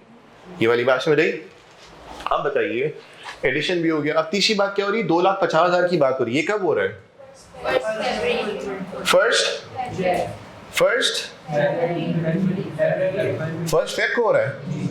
अच्छा जी, कितने का? 2,50,000। यहाँ तक साथ? अच्छा जी, इसके बाद बताइए डिस्पोजल एक और आ रहा है। एसेट जो डिस्पोज ऑफ हो रहा है, इसकी डेट क्या थी? 1/8 थी। एक और एसेट डिस्पोज ऑफ हो रहा है, इसकी डेट क्या है? 30 जून डिस्पोजल हो रहा है। एसेट जो डिस्पोज ऑफ हो रहा है, इसकी कॉस्ट कितनी है? 15 लाख। ये वाली बात समझ आई? मेरे साथ रहिएगा। अब इस डिस्पोजल के लिए हम लोग एक अलग से अकाउंट के अंदर ही एक्सटेंशन कर लेते हैं। अकाउंट के अंदर ही एक्सटेंशन कर लेते हैं ताकि दोनों का डिस्पोजल, क्योंकि दो एसेट हैं तो दोनों के डिस्पोजल का गेन या लॉस जो है वो हम लोग सेपरेटली रिपोर्ट कर सकें। तो यहाँ पे क्या आ जाएगा? पीपी कितना? 1500,000। ये आ गया, ठीक है जी। हाथों हाथ जो हमने काम करना है, वो क्या काम करना है सर? एसेट जो हमारे पास से जा रहा है उसका अलाउंस भी हमने क्या करना है, बोलिए, खत्म करना है। क्या मुझे इसका अलाउंस मालूम है? बताइए। नहीं मालूम, तो इसका मतलब अगेन क्या होगा? Accumulated depreciation of disposed asset. देखें हम अभी पता है सीख क्या रहे हैं, सवाल कोई मुश्किल नहीं है, हम सिर्फ ये देख रहे हैं कि डेटा हम पढ़ते जा रहे हैं, हमारे पास जो पास्ट नॉलेज है उस पास्ट नॉलेज की बेस पे हमने किस तरह से डेटा को रखना है। और ये नहीं होगा कि मैं बोलूंगा एक काम करो, ये वर्किंग कर लो, तो उसका जवाब आएगा तो यूं कर लेना। हम यहाँ पे ये नहीं कर रहे, हम सिनेरियो को फॉलो कर रहे हैं और जहां हमें जरूरत पड़ी है तो वहां पे हम वर्किंग का नोट डाल के ये वर्किंग करते जा रहे हैं। क्योंकि अगर ये वर्किंग खराब होगी तो जाहिर सी बात है गेन लॉस में मसला आ जाएगा, डेप्रिसिएशन में मसला आ जाएगा। प्लॉटिंग के लिए एग्जामिनर आपको हरगिज नहीं बुला रहा है, ये नहीं पूछेगा आपसे बताओ कि एसेट के डेबिट क्रेडिट पे क्या आएगा, इसलिए वो हरगिज नहीं बुला रहा। वो आपको किस जगहों पे उलझाएगा, वो कौन सी जगह होगी। देखिए हमारे पास I16 में एसेट को मेजर करने के हवाले से दो मॉडल्स हैं। एक मॉडल का नाम कौन सा है? Cost model. दूसरे मॉडल का नाम क्या है, बोलिए? Revaluation model. एग्जामिनर यहाँ पे आपको हरगिज इसलिए नहीं बुला रहा बेटा इधर आओ बात सुनो जल्दी से बताओ एसेट की डेबिट क्रेडिट पे क्या आता है, अलाउंस की डेबिट क्रेडिट पे क्या आता है, नहीं। वो आपको बेसिकली चीजों के अंदर कॉम्प्लिकेशन डाल के देगा। और ये जो सिनेरियो भी हम लोग कर रहे हैं कॉस्ट मॉडल के हवाले से, ये भी हम सिनेरियो कर रहे हैं। कॉस्ट मॉडल में हमारे पास कितने लेजेस बने? कॉस्ट का, अलाउंस का, और कौन सा बन गया? डिस्पोजल का। सर ये लेजेस की plotting is not an issue. In laissez के अंदर जो वर्किंग होनी है ना, वो है हमारे लिए थोड़ा सा ट्रबल, जो चैलेंज बनेगा थ्रू आउट। अभी हम देखेंगे सर इन लेजेस के अंदर कौन सी ऐसी हम चीज कर लें कि सर हमारा ये सिनेरियो स्मूथली हमसे हो जाए। दो वर्किंग्स हैं जिसके ऊपर पूरा का पूरा कॉस्ट मॉडल बेस करता है। दो वर्किंग्स हैं जिसके ऊपर पूरा कॉस्ट मॉडल बेस करता है। वो दो वर्किंग क्या है? एक तो है एक्यूमुलेटेड डेप्रिसिएशन, उस एसेट का पता लगाओ जो डिस्पोज ऑफ कर रहे हो। एक वर्किंग ये हुई। और सर एक एसेट डिस्पोजल हो रहा हो, 10 एसेट का डिस्पोजल हो, एक ही वर्किंग के तौर पे मैं काउंट कर रहा हूं। और दूसरा क्या होगा? डेप्रिसिएशन एक्सपेंस, यानी कि वो एसेट जो हमारे पास थे, चले गए, इजाफा हुआ, या जो बच गए हमारे पास, उनका डेप्रिसिएशन। ओवरऑल कॉस्ट मॉडल के अंदर जो वर्किंग्स होंगी, plotting is not an issue, जो वर्किंग होंगी वो दो वर्किंग्स हैं। इन दो वर्किंग्स में आप अपनी ग्रिप जैसे ही कर लेते हैं। एक सवाल अभी हम करें फुल स्पीड एंटरप्राइज की बात। कौन सा वाला सवाल है? देखिए अल्फा। सही है। अल्फा वाले सवाल में आप देखो उसने आपसे मांगा क्या है? मांगा क्या अल्फा वाले सवाल में जी? क्या मांगा इसने? लेजेस मांगे। देख रहे हो नंबर्स कितने दे रहा है वो? 6 6 4। यानी कि एक जमाना था कि एग्जामिनर आपको लेजेस भी दिया करता था, सही है। लेकिन अब अगर मोस्ट रीसेंट रिटर्न की बात करें, पिछले 5 अटेम्प्ट की भी बात करता हूँ, 5 सालों की भी बात करता हूँ, आप बोलेंगे यार वो 2019-20 में एग्जामिनर का मूड कुछ और था, ठीक है, और अभी उसका मूड जो है वो कुछ और हो गया। जैसे बहुत सारे लोग अगर इंटर कॉमर्स की बात करें तो पास पेपर जो सॉल्व कर रहे होते हैं 5 ईयर कर रहे होते हैं, 10 ईयर कर रहे होते हैं। ज्यादातर रेलेवेंट कौन से होंगे? आप खुद बताएं, माशाल्लाह आप मैच्योर हैं। मैं 15-15, 20-20 सालों के करूंगा या मोस्ट रीसेंट करना? सर मोस्ट रीसेंट हम लोग इसलिए तरजीह दे रहे होते हैं क्योंकि एग्जामिनर का वहां पे जो मूड है वो समझ आ रहा होता है कि एग्जामिनर हमसे अब किस तरह के सवाल पूछ सकता है। हम 20-20 सालों के कर रहे हैं, ठीक है, अच्छी बात है, लेकिन उन 20 सालों में सबसे ज्यादा जो रेलेवेंट होंगे वो रीसेंट कौन से अटेम्प्ट होंगे? 5 अटेम्प्ट होंगे। तो ये अगर हम इसको बोलेंगे, इसको बेस बना लेंगे सर, इस तरह के सवाल आएंगे। आजकल का मिजाज देखोगे ना, ये वो टाइम था जहां पे I16 का अपने आप में सवाल बना के भारी भरकम देता था। IS 20 उस वक्त भी था, IS 23 उस वक्त भी था, 36 भी था, 40 भी था। उसने बोला 20 का अलग सवाल जानी, 23 का अलग सवाल, 36 का अलग सवाल, 40 का अलग सवाल, तू टेंशन न ले। ठीक, कोर्स में उस वक्त ये शामिल थी चीजें, लेकिन अब क्या हो गया, इसका मिजाज चेंज हो गया। उसने बोला यार बहुत खेल लिया अलग अलग, अब हम क्या करेंगे, 16 के साथ 20 का तड़का लगाएंगे, 16 के साथ 36 आएगा, जरूर आएगा। आपने बोला सिर्फ एक ही दफा, उसने बोला आप देखो 20-21 के बाद से थ्रू आउट जो मैं तुम्हें सवाल दे रहा हूं ना, 16 तन्हाई में नहीं आ रहा, वो अपने साथ 10 लोगों और लेके आ रहा है। सर एक हमारे पास टॉपिक आता है फाइनल अकाउंट्स का, टेस्टिंग लेवल 2 है, प्रोफिशिएंसी भी 2 है।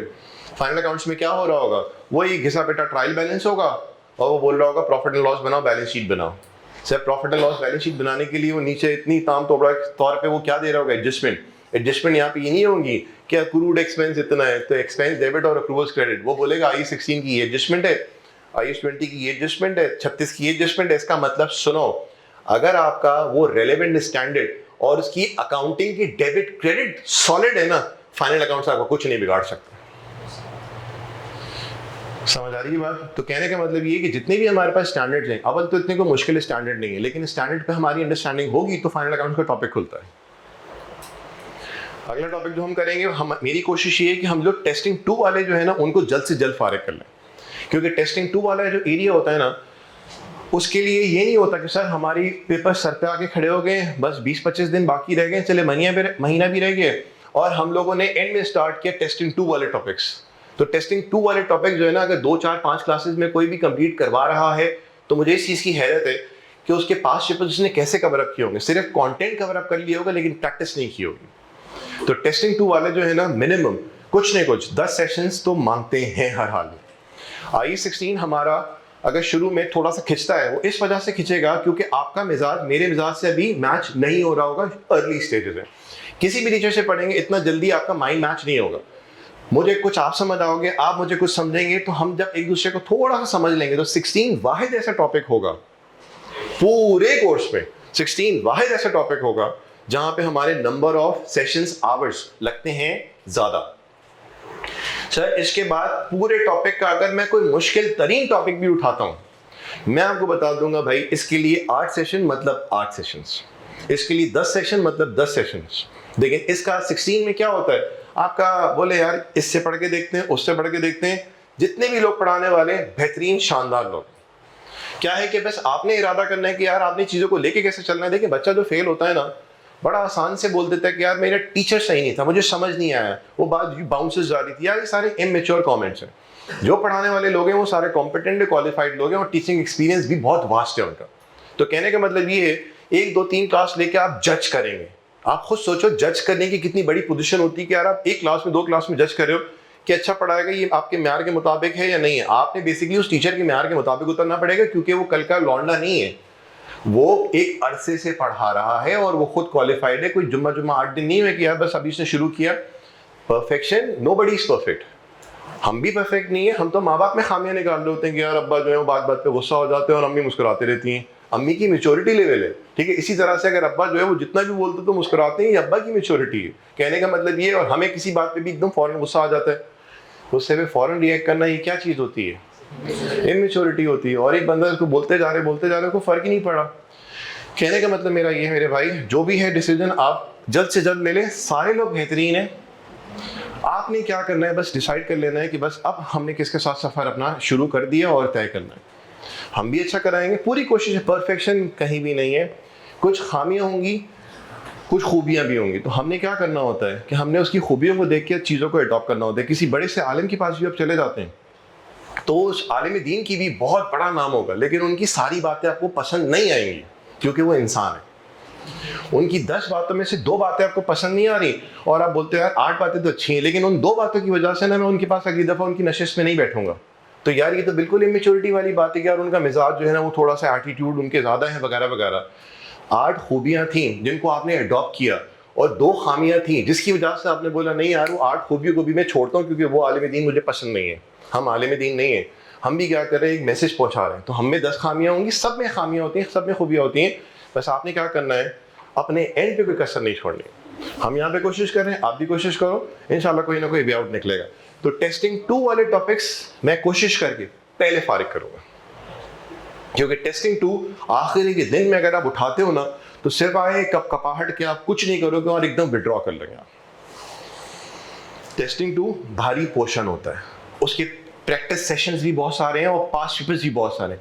टेस्टिंग 1 जो होता है वो उसमें इतना ज़्यादा एरियाज है नहीं आपके पास। जो टेस्टिंग 1 में जो एरियाज आएंगे आपके पास वो हमने शुरू में मेंशन कर दिया था, वो चीज़ें मैं दोबारा दोहरा नहीं रहा, हमारा टाइम वेस्ट हो जाएगा। लेकिन जो टेस्टिंग 2 वाले ने, मेरी कोशिश ये होगी कि भारी भरकम पोर्शन जो टेस्टिंग 2 वाला है वो जल्द से जल्द निपटाए। बीच में चले मूड बनाने के लिए हम टेस्टिंग 1 भी कर लिए, चलो 5-6 सेशंस के अंदर उसको निपटा लें। जैसे IES 20 आएगा, 36 आएगा, 5-6 सेशंस के अंदर क्विकली वाइंड अप, ठीक। लेकिन IES 40 आता है, टेस्टिंग 2 है, तो सर अगर मैं 2 सेशन में 3 सेशन में IES 40 निपटाता हूँ आपके साथ ज्यादती है, क्योंकि टेस्टिंग 2 है, वो पूछेगा भारी भरकम सवाल। अगर उसने पूछा, नहीं पूछा तो आप ये नहीं बोलेंगे यार मैं तो तैयारी करके आया था, ये तो चीटिंग है, आपने मुझसे पूछा नहीं। उसने बोला तुम जानते हो मैं हूँ कौन, मैं एग्जामिनर हूँ, मैं बादशाह आदमी हूँ, मेरी मर्जी मैं पूछूँ या ना पूछूँ। और ये भी याद रखना बात कि मेरी मर्जी है कि पिछली दफा जैसा सवाल मैं तुम्हें दूं या ना दूं, ये भी मेरी चॉइस है। मैंने तुम्हें पहले बता दिया था कि रटे रटाई मामला जो है वो चलेंगे नहीं, कई जगहों पे चल जाएंगे, लेकिन अगर तुमने अपनी कोई सीक्वेंस बना ली है तो ये चीज सोच के नहीं आना। तो सबसे ज्यादा मुश्किल पता है क्या होता है, ये जो शिफ्ट आता है ना आपकी प्रोफिशिएंसी में। हम PRC में क्या एक्सपेक्ट कर रहे थे और कैफ में हम क्या एक्सपेक्ट कर रहे हैं। हमने बस पास पेपर जब करेंगे तो एग्जामिनर का जो मिजाज है ना वो हमें समझ आ जाएगा। एक बंदे के पास आपने जाना है, किसी कंपनी में इंटरव्यू के लिए जाना है, आप क्या करते हैं, बस मुंह उठा के चले जाते हैं, नहीं यार आप जानते नहीं मैं बहुत पढ़ा लिखा इंसान हूँ। आप जाते हैं पूरा उसका जैसे कहते हैं स्टडी करके जा रहे होते हैं, किसी भी चीज के पास, किसी भी मीटिंग के लिए जा रहे हैं, किसी इंटरव्यू के लिए जा रहे हैं, तो आप क्या कर रहे होते हो, सारे सिनेरियो को थोड़ा बहुत अंडरस्टैंड करते हैं कि हाँ भाई ये लोग क्या काम करते हैं, इनके कितने वॉल्यूम पे इनकी ट्रांजेक्शन होती हैं, क्या इनका रेवेन्यूज है, क्या इनका, एक जनरल जानकारी लेके जा रहे होते हैं। बहरहाल चीजें बहुत सारी हमारे पास आएंगी डिस्कशन में। बताइए ये क्या हो गया, वर्किंग 2 रिक्वायर्ड है। तीसरी बताइए ये क्या चल रहा है, 1500,000। बताइए यहाँ पे क्या आएगा, एक्यूमुलेटेड डेप्रिसिएशन। कौन सी वर्किंग होगी, वर्किंग 2 होगी। बताइए पैसा कितना आ रहा है, 13,50,000। फायदा हुआ है नुकसान अभी हम नहीं बता सकते। तो कहने का मतलब ये है कि कल की क्लासेस तक हमने क्या काम किया था, हमने बेसिकली सुनो क्या काम किया सर, प्लॉटिंग में अभी आप उलझे हुए नहीं है कि सर ये क्रेडिट पे क्यों आया और डेबिट पे क्यों नहीं आया, इससे हम आजाद हो चुके हैं। हमें इसलिए भी प्रॉब्लम नहीं है कि सर ये वाली वर्किंग हमने करनी कैसी है। तो पिछला जो काम किया था उसमें 2 काम थे, प्लॉटिंग को सीखा था हमने और बेसिक डेप्रिसिएशन और एक्यूमुलेटेड डेप्रिसिएशन कैसे वर्कआउट करना है वो हमने काम किया था। वो सारा काम जो है वो इस सवाल के अंदर हम किसी हद तक समेट रहे हैं पिछले सारे स्टडीज को। अब बताइए ये हो गया और डन। चलें जी ये आएगा, लेकिन सर ये अकाउंट उस वक्त क्लोज किया जाएगा जब जहां पे क्या निकाला जाएगा, बोलिए डेप्रिसिएशन। डेप्रिसिएशन के लिए मुझे उसने काम में नहीं बोला, लेकिन मुझे क्या करनी पड़ेगी, इसकी तीसरी वर्किंग करनी पड़ेगी। कौन सी वर्किंग, डेप्रिसिएशन एक्सपेंस मालूम करना पड़ेगा। सही है, ये फॉर्मेटिंग अपने पास कॉपी कर लें और मेरा भी फोकस किसके ऊपर जा रहा है। देखिए ये सारा काम आप कॉपी भी हाथों हाथ कर रहे हो, ये हमारे पास आ जाएगा, आराम से आ जाएगा, ठीक है जी। इसमें बाकी कुछ रहा नहीं, इसके लिए हमें ये चाहिए और 1-2 वैल्यूज चाहिए, ये 2-3 वैल्यूज आएंगी तब जाके अकाउंट मुकम्मल होगा। और जब वो काम मुकम्मल होगा तो यहाँ से गेन या लॉस के जो भी मामला थे वो यहाँ से निकल आएंगे। ठीक हो गया, जल्दी से काम कॉपी कर लें, फिर हम लोग वर्किंग करने जा रहे हैं। वर्किंग 1 जो होगी हमारी वो क्या है, accumulated depreciation of disposed asset. जी बेटा शाबाश। 2011-12 ऐसा है। एसेट कितने का था, 8,50,000 इंटू 15% कितना आया, 1200, 127,500। चलिए ये कब का आया, 30 जून 12 का आ गया। डिस्पोजल कब हो रहा है बेटा, डिस्पोजल कब हो रहा है, 1 अगस्त। आगे बढ़ेंगे, ये तो 30 जून 12 है, मुझे कहां तक पहुंचना है, 1 अगस्त तक पहुंचना है। फिर बताइए 2012 से 2013 कितना, 8,50,000 माइनस 127,500 का 15%। याद है कल भी हमने कुछ इसी तरह से काम किया था, वर्किंग की थी, कितना आया 108,375। बोले ये आगे 30 जून 13 पे कितना, जल्दी बोलिए 238575। फिर बताइए 2013 के कितने महीने का? एक महीने का। कैसे निकाला जाएगा? बोले 23,875। 8,50,000 माइनस 235,875 का हम लेंगे 15% मल्टीप्लाई बाय, ये तो 30 जून 13 तक का है ना, कितने महीनों का? एक महीने का। Multiply by 1/12, 7677। डन है? टोटल कीजिए, जल्दी बताएं। 243,552। अब सुनो, 243,552 आ गया। उस वैल्यू के लिए हमने अब यहाँ पे आना होगा, इधर मेरे भाई 243,552। डन। 243,552। अब आप बता सकते हैं, जैसे ही मैंने इसको यहां रखा तो I am in a position कि बता सकूं कि एसेट जिसको मैं एक्सचेंज कर रहा था पहली ट्रांजैक्शन में, उसके एक्सचेंज पे हमें फायदा हुआ या नुकसान हुआ। 850 माइनस 243,552 करता हूं तो बुक वैल्यू आएगी कितनी? आई बुक वैल्यू 606,448 और 606,448 का मेरे मुताबिक, और मैं इसको जो एक्सचेंज कर रहा हूं तो सामने वाला शख्स वो चीज मुझसे कितने में खरीद रहा है? 5,50,000। तो सर नेचुरली यहां पे हमारे पास बैलेंसिंग फिगर आ रही है विच इज लॉस 56,448। ठीक, कोई मसला नहीं हुआ। मैं यहाँ पे मैंने जल्दी जल्दी सारा काम कर ली क्योंकि वो वर्किंग जो थी, जैसे ही वो वर्किंग हमारे पास यहाँ पे जवाब आना था। आगे बढ़ूं मैं? ठीक, मैं मिटा नहीं रहा, चलें जल्दी से इसकी पिक्चर ले लें या जो भी है। ये जो मैंने वर्किंग की है, बेटा बात सुनिए। अभी ये जो मैंने वर्किंग की है, डन है? वर्किंग वन में मेरे लिए 3 वैल्यूज रेलेवेंट हैं। एक की रेलेवेंसी शो हो रही है, तवज्जो से, 243,552। समझ आ गई बात? 243,552 डन है। अच्छा, अभी सुनना, मैं ये वाली वैल्यू भी इस्तेमाल करूंगा और मैं ये वाली वैल्यू भी इस्तेमाल करूंगा। याद करें कल एक सवाल हम लोग करे थे, उसमें कुछ 6,000 समथिंग कुछ आ रहा था या 7,000 था, फिर हमने 170 उसमें ऐड किया था। सही है? तो उसमें हमने बात की थी कि रिमेनिंग का निकालने के लिए हम 6,000 माइनस करेंगे। वो वाली बात है, अगर रिकॉल हो गई अच्छी बात है, नहीं हुआ तो यहाँ पे मैं आपकी तवज्जो दिला रहा हूँ कि इस वर्किंग से 3 जगहों पे हमने फायदे लेने हैं। ये रहा, ये 7677। मेरी बहनों मुझे जल्दी से बताओ, 7677 जो है ये क्या है? ये जिस साल ऐसे डिस्पोज ऑफ हो रहा है ना, उस साल के 1 महीने का डेप्रिसिएशन कितना है? 7677। तो सुनो, जब मैं डेप्रिसिएशन एक्सपेंस की वर्किंग कर रहा होऊंगा ना, तो उस वक्त मुझे वहां पे मल्टीप्लाई प्लस माइनस करने की जरूरत नहीं होगी।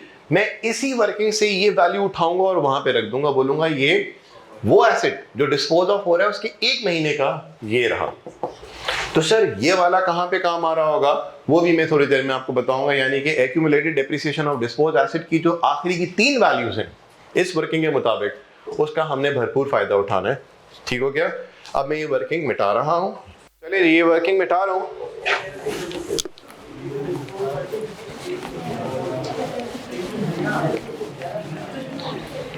आगे देखिए क्या आ रहा है हमारे पास अब। वर्किंग 2, जल्दी बोलिए। ये भी एक्यूमुलेटेड डेप्रिसिएशन है, किसका? डिस्पोज एसेट का।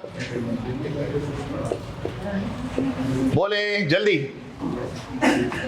क्या करेंगे? एसेट ये रहा, 30/6 को डिस्पोज ऑफ हो रहा है। एसेट एक्वायर कब किया गया था? कब एक्वायर किया गया था?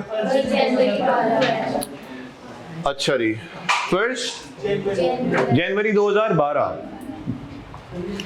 यानी कि 2012 के कितने महीनों का लूंगा पहले मैं? 6 मंथ्स का। बोले कितनी कॉस्ट है? 1500,000 मल्टीप्लाई बाय 15% इंटू 6/12। बोले कितना आया? 1,12,500। 1,12,500 ठीक है जी। ये कब का आया? 30 जून 12 और हमारा ईयर एंड कहां पे? 30 जून 13 पे। तब आप बताइए अब मैं क्या करूंगा? 2012 से लेके 2013 कितना? 1500,000 माइनस 1,12,500 मल्टीप्लाई बाय 15%। बोले 208,125 टोटल कीजिए। 320,625 डन। अब इस 320,625 का क्या करना है? कोई मुश्किल काम नहीं है। 320 क्या है हमारा ईयर एंड?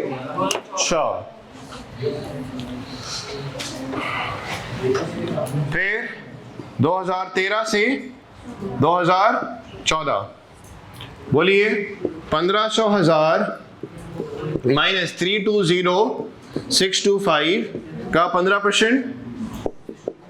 बोले जल्दी। 176,906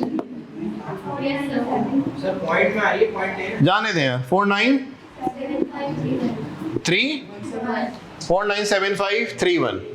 अब इस 497,531 का क्या करना होगा? 497,531 यहां आ गया। फिर 497,531 यहां आ गया। तो कहने का मतलब ये है कि जो वर्किंग हमने की है इसकी आखिरी की 3 वैल्यूज हमारे लिए रेलेवेंट है। ये इस्तेमाल में आ चुका है। इसका क्या करेंगे? 176,906 depreciation expense for the year जब हम पता करेंगे तो उसमें 176,906 as it is copy paste हो जाएगा, क्योंकि उसके लिए हमने वहां पे अलग से वर्किंग करने की जरूरत नहीं है, क्योंकि वो वर्किंग हमने यहां पे कर दी है। डन है। ये वाली वर्किंग भी देख लीजिए। गेन हुआ या लॉस? इसमें मुझे गेन होता हुआ नजर आ रहा है। कितना?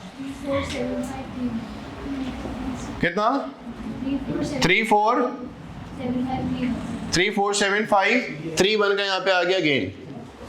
जल्दी निपटाइए। 34,753 का यहाँ पे आ गया गेन।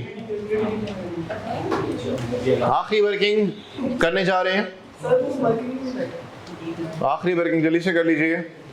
डेप्रिसिएशन एक्सपेंस मैं चाहूंगा आप सब लोग निकालें खुद, उसके बाद देखता हूं कि क्या मुझे इस सवाल पे और एफर्ट लगाने की है, इस सवाल पे और एफर्ट लगाने की जरूरत है भी या नहीं, क्योंकि हर चीज मैं कर दूंगा तो आप भी बोलोगे हाँ यार हो रहा है। खुद करके बताइए डेप्रिसिएशन एक्सपेंस आपका कितना आ रहा है। आप लोग पहले मालूम करके बताइए डेप्रिसिएशन। डिस्पोजल अकाउंट एक बना दो, नो इश्यूज। हमने क्या किया, इसका डिस्पोजल अलग शो कर दिया, इसका अलग कर दिया। आप 2, 3, 4, 5 सबका नेट ऑफ अफेक्ट ले लेते तो हमारे पास एक ही फाइनल गेन आता है या हमारे पास लॉस आता है, लेकिन हमने यहाँ पे अलग अलग करके दिखा दिए, नो इश्यूज। आप लोग का अभी टास्क है, जल्दी से मुझे बताइए depreciation expense for the year कितना आएगा, ये आप बताइए। शाबाश, ये आपका काम है बताना। Depreciation expense for the year कितना आएगा। अभियान ये कह रहे हैं कि सर ये जो आपने 2012 के 6 महीनों का चार्ज किया, ये 6 महीनों का नहीं, ये 12 महीनों का होना चाहिए। सर ये 12 महीनों का नहीं होगा, क्योंकि हमारा ईयर एंड जो है वो कहाँ पे है, 30 जून पे। तो अगर हमने एसेट एक्वायर किया था 1 जनवरी 2012 को, जैन फेब मार्च अप्रैल मई जून, कितने महीने बने? जून। जैसे ही 30 जून 12 आया, साल एंड हो गया। तो इसका मतलब 2012 के शुरू के 6 महीने जैसे ही गुजरे ईयर एंड आ गया। फिर हमारा अगला अकाउंटिंग ईयर स्टार्ट कब होगा? 1 जुलाई 2012।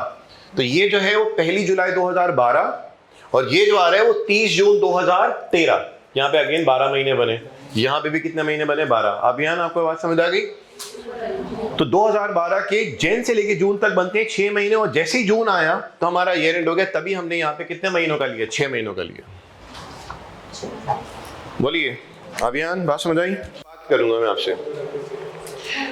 हमारे पास अकाउंटिंग में वर्किंग के 3 ही हथियार हैं। एक होता है ना यार अकाउंटिंग का पर्चा देने जा रहा हूं, नॉलेज तो ठीक है, हमारे पास जो वर्किंग के जो टूल्स होते हैं वो तीन तरह के होते हैं। या तो आप क्या करेंगे, plus minus, power, shower, multiply, divide, ये वर्किंग कहीं कोने खांचे में बड़े फ्रंट पेज पे भी कर सकते हैं, यानी कि स्टेटमेंट की सूरत में वर्किंग कर रहे होंगे।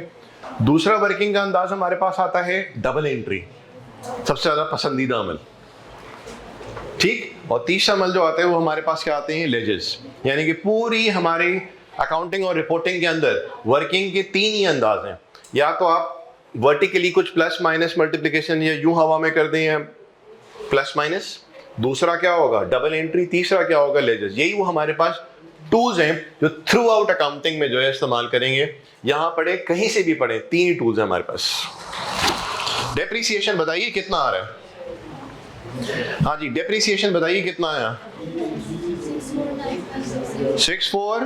सवाल हमारे सामने पिछली नॉलेज की बेसिस पे एक थोड़ा सा बड़ा सवाल आया है, तो हमें यहाँ पे लगा है टाइम, लेकिन इतना ही टाइम जो मेरा एक सवाल को लगा, अच्छे से प्रैक्टिस करने के बाद मैं इतने ही टाइम में आराम से दो सवाल, जब ये तो फिलहाल पहली दफा हमने ये सवाल किया ना, थोड़ा सा बड़ा था, हमें लग रहा है हमारा टाइम ज्यादा लगा, लेकिन आपकी प्रैक्टिस करने के बाद इसी टाइम में दो सवाल होना लाजमी है।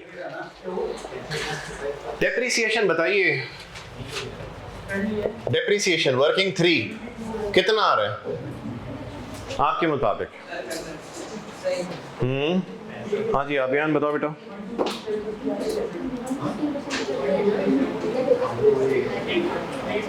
कितना है महविश? आप बता रही हैं 64 67 64, यानी कि आपने बताया ये 6495678, ये जवाब है। बाकी लोग बताइए। हम यहाँ पे सबसे पहले मालूम करते हैं ओपनिंग में से वो एसेट्स जो चले गए, जो बच गए, उनका डेप्रिसिएशन। वो एसेट्स जो हमारे पास ओपनिंग में मौजूद थे, उनमें से जो चले गए उनका डेप्रिसिएशन हम मालूम कर रहे हैं, जिसके लिए मैंने यहाँ पे लिखा आर मतलब रिमेनिंग। बेटा बात सुनो, 65201,300 टोटल एसेट्स थे। आपका कुछ और जवाब आ रहा है, वो देख लेंगे, ठीक। आपका भी कुछ और है। मैंने इसीलिए आपको यहाँ पे तकलीफ दी कि आप पहले अपना जवाब मुझे बताएं, ताकि मुझे यहाँ पे आइडिया हो कि हर चीज मैंने ही करा के अज्यूम नहीं करनी कि हाँ पे अच्छे बच्चों की तरह आपको समझ आ गई। मैंने यहाँ पे जान के रुका, देखना चाहा कि आपका रिस्पॉन्स क्या है। एक ये जवाब है, आपका कुछ है, आपका कुछ है, यानी कि हमारे पास बहुत सारी वैरायटी माशाल्लाह दुकान में मौजूद है। समझते हैं, टोटल एसेट की ये कॉस्ट है, ठीक है जी। इसमें से एक एसेट गया, कितनी मालियत का? एक और एसेट गया कि बेटा ये वाली बात समझ आई बेटा, ये क्या बच गया? रिमेनिंग एसेट्स की कॉस्ट, यानी कि सुनो, वो एसेट जो कि हमारे पास साल के स्टार्ट में मौजूद थे, उनमें से साल के दौरान दो एसेट्स गए, 8,500 और 1500,000। रिमेनिंग कॉस्ट यार आरबीएम है तो बुक वैल्यू पे लगता है ना, तो इसका मतलब इसके ऊपर जब मैं रेट लगा दूंगा तो वो तो एसएलएम हो जाएगा। ये कल भी बात है, कल भी यही अल्फाज थे, अभी भी वही अल्फाज है। 65201, अब देखें 24450,500, ये 65201,300 मालियत के जो एसेट्स हैं उसका जो अलाउंस है वो कितना है? 24450,500 डन। अब सुनिए, 8,50,000 वाले एसेट का भी अलाउंस इसके अंदर मौजूद है और 15,100,000 वाले एसेट का भी अलाउंस इसके अंदर मौजूद है, ठीक है जी। इसकी डेट बताएंगे क्या है? इसकी डेट बताएंगे क्या है? 1 जुलाई 2013। हेलो, 1 जुलाई 2013, 1 जुलाई 2013, या यूं बोल दे 30 जून 13, 30 जून 13। आप एक काम करो, जल्दी से जाओ वर्किंग नंबर 1, वर्किंग नंबर 2 में देखो, वहां पे कोई डेट आपको नजर आ रही? 30 जून 13 नजर आ रहा है? कहीं आ रहा है? थर्ड लास्ट आपको वैल्यू नजर आ रही है? थर्ड लास्ट, हमने आखिरी की जो 3 सर्कल थे उसमें से लास्ट वाले को हमने रख दिया था। देख रहे हो? अब जरा देखना, देखो लास्ट वाला यहां पे रखा, लास्ट सर्कल, एक और लास्ट सर्कल यहाँ पे रख दिया डन है। अच्छा जी, अब मुझे बताइए ऊपर के 2 सर्कल अभी बाकी रह गए हैं। मैंने आपको कहा कि तीनों यूजफुल है हमारे लिए। अब मैं बात कर रहा हूं जो थर्ड लास्ट है। देखें थर्ड लास्ट के सामने डेट क्या लगी हुई, 30 जून 13 लगी हुई डेट, 30 जून 13 लगी हुई है। 30 जून 13 बोले या 1 जुलाई 13 बोले, एग्रीड? 30 जून 13 बोलो या 1 जुलाई 13 बोले। एक बार आप मुझे बताओ बेटा इसकी डेट क्या है, इसकी डेट क्या है? 30 जून 13 बोले या 1 जुलाई 13 बोले। तो कहने का मतलब ये है कि 8.5 लाख वाले एसेट का अलाउंस इसमें मौजूद है, लेकिन ये किस डेट पे मौजूद है? 30 जून 13 पे मौजूद है। तो इसका मतलब इसमें से 30 जून 13 वाला जो अमाउंट है वो निकाला जाएगा। बताइए कितना है? 235875। क्या ये वाली बात समझ आई? अच्छा, इसी तरह से वर्किंग नंबर 2 में जाइए। वर्किंग नंबर 2 के अंदर यही वाली वैल्यू 30 जून 13 पे बताएं कितना है? 320।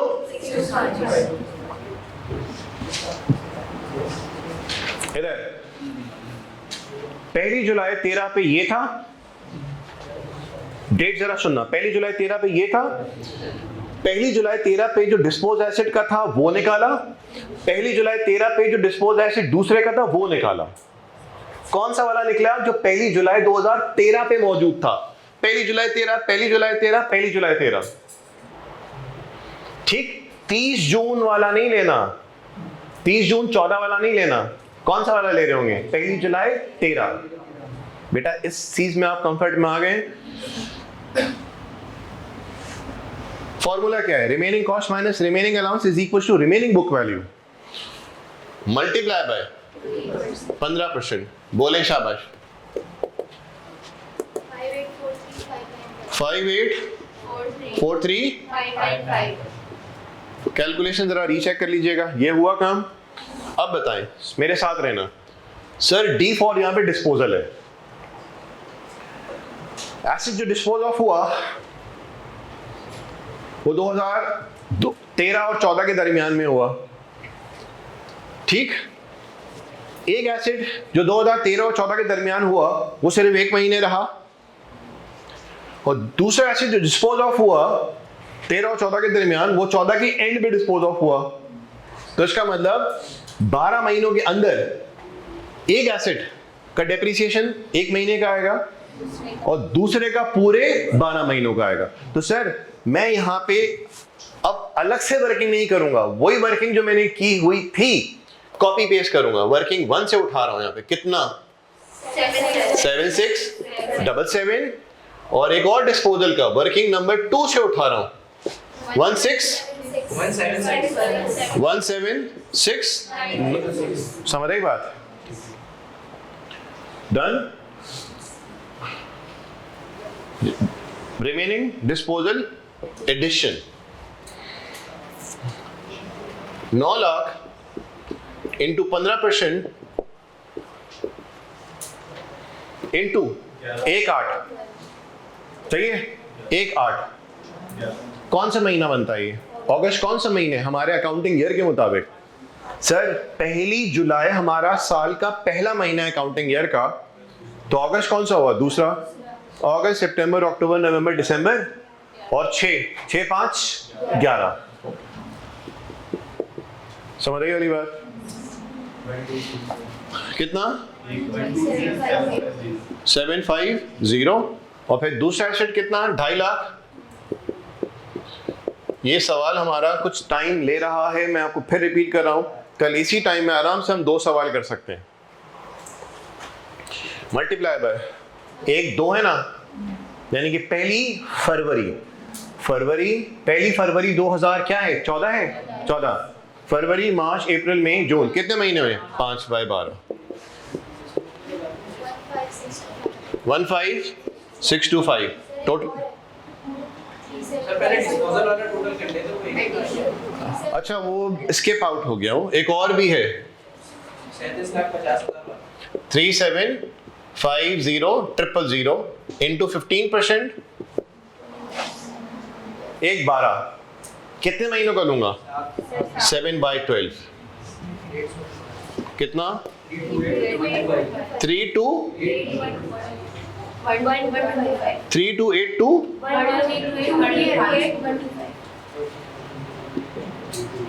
हाँ जी, टोटल कीजिए। 6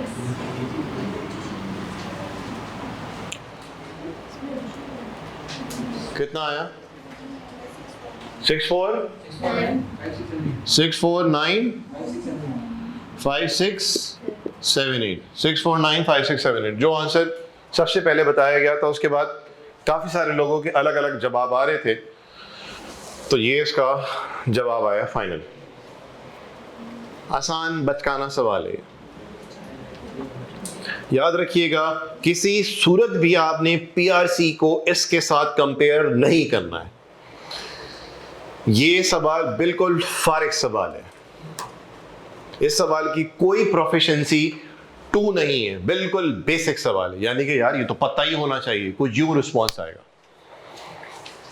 ठीक, मैं आपको बताते जाऊंगा, जितने मोस्ट रीसेंट अटेम्प्ट के पास पेपर्स आप करेंगे ना, आपका जहन खुद बनेगा, अच्छा आईकेएफ जो है ना वो इतना इज्जत से पेश आता नहीं है। अगर आ रहा होता तो यार ओवरऑल रिजल्ट 20 से 30% के दरमियान हरगिज नहीं होता। तो आपने टेक्स्ट का पेपर जरूर उठाना है, कहीं से भी उठाएं। सारे लोग, मैंने आपसे जिक्र किया ना, सब लोग बेहतरीन है, आप कितनी मेहनत करते हो सबसे ज्यादा मैटर ये करता है। हर शख्स पढ़ाने वाला शानदार बंदा है, आप खुद क्या करते हो ये मैटर करता है। टाइम यार जल्दी खत्म हो जाता है। ये हो गया। अगला सवाल मैं डिस्कस कर रहा हूं जो कि आपने करके आना है। अगला सवाल देखिए, अल्फा एंटरप्राइज के नाम से, अल्फा एंटरप्राइज। ठीक है भाई, अगला सवाल अल्फा एंटरप्राइज। चलिए जी बिस्मिल्लाह करते हैं। लेकिन बात सुनिए, इस सवाल को, ये जो अल्फा एंटरप्राइज वाला सवाल है बेटा, बात सुनिए, इस सवाल को एक दफा आपने खुद ट्राई करना है, ठीक, ताकि आप थोड़ा सा वार्म अप हो जाए। यार आई16 में जो मेरा पहला टॉपिक है, इसमें टाइम हमेशा से ज्यादा ही लगता है, ऑल्दो इससे ज्यादा कंटेंट जो दूसरे टॉपिक में है, इससे ज्यादा कंटेंट भले दूसरे टॉपिक में क्यों ना हो, इससे ज्यादा ही कंटेंट, उसके लिए अगर 10-11 सेशंस हैं, बोले गए हैं डे 1 पे, तो उसी के अंदर ही अंदर फारिग होना है। क्योंकि उस वक्त क्या होता है, आपका आहिस्ता आहिस्ता जहन बनना शुरू हो गया, हाँ यार पढ़ना है पढ़ना है पढ़ना है। अभी आपका जहन जो है ना, वो बहुत सारी चीजें एक्सेप्ट करने को तैयार नहीं है कि हम इतनी देर तक इतनी शांति से क्यों बैठे हुए हैं, हमारे अंदर वो वाले एलिमेंट नहीं है। हमने देखो थोड़ा सा स्विचिंग में लगता है टाइम। और बहुत सारे लोग ऐसे भी हैं जिनके पास ये पोर्टल मौजूद है और रिकॉर्डिंग तकरीबन सारी मौजूद होगी। ये वो लोग हैं जो कि बड़े स्मार्ट लोग हैं, मैं बोलूँगा सलाम है भाई। तो जब आपके पास बहुत सारी चीज़ें अवेलेबल हैं, तो यार मैं इसकी तफसील में नहीं जाऊँगा, लेकिन क्या है, जब आपके पास हर चीज़ का एक्सेस मौजूद है, नोट्स भी मिल जाएंगे, सब कुछ हो जाएंगे, तो मैं तो इस चीज़ को अप्रिशिएट करूँगा कि हाँ यार आप मुझसे थोड़ा सा आगे रहें। ये जो जवाब आए थे ना 6 4 9 5 6 7 8, ये मैं शर्तिया बता सकता हूँ, ये उस स्टूडेंट का जवाब था जिसने पहले ये लेक्चर लिया होगा। हो सकता है मैं गलत हूं, लेकिन इतना तो आइडिया हो जाता है।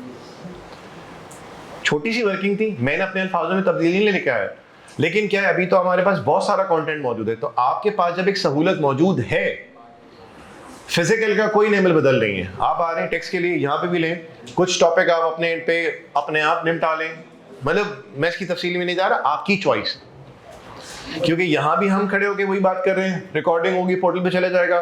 पिछली दफा वाला भी था, तो वो लोग पिछली दफा वाले जो पोर्टल कहीं यूज कर रहे होंगे, उसमें एक शख्स का जिक्र तस्करा जो है वो बार बार आ रहा होगा, शख्स का नाम था नादिर।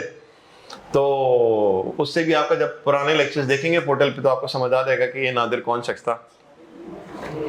वो एक लड़का था ना यहाँ पे, वो एकदम वो परेड मारते रहता था हर वक्त, वो हाँ वो लंबे बालों वाला। बहरहाल वो भी हमारा भाई है, अच्छा बंदा है, लेकिन बस कभी कभी वो थोड़ा सा हो जाता था।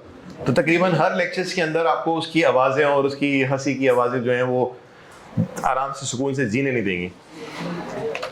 अल्फा एंटरप्राइज सुना होगा बहुत सारे लोगों ने।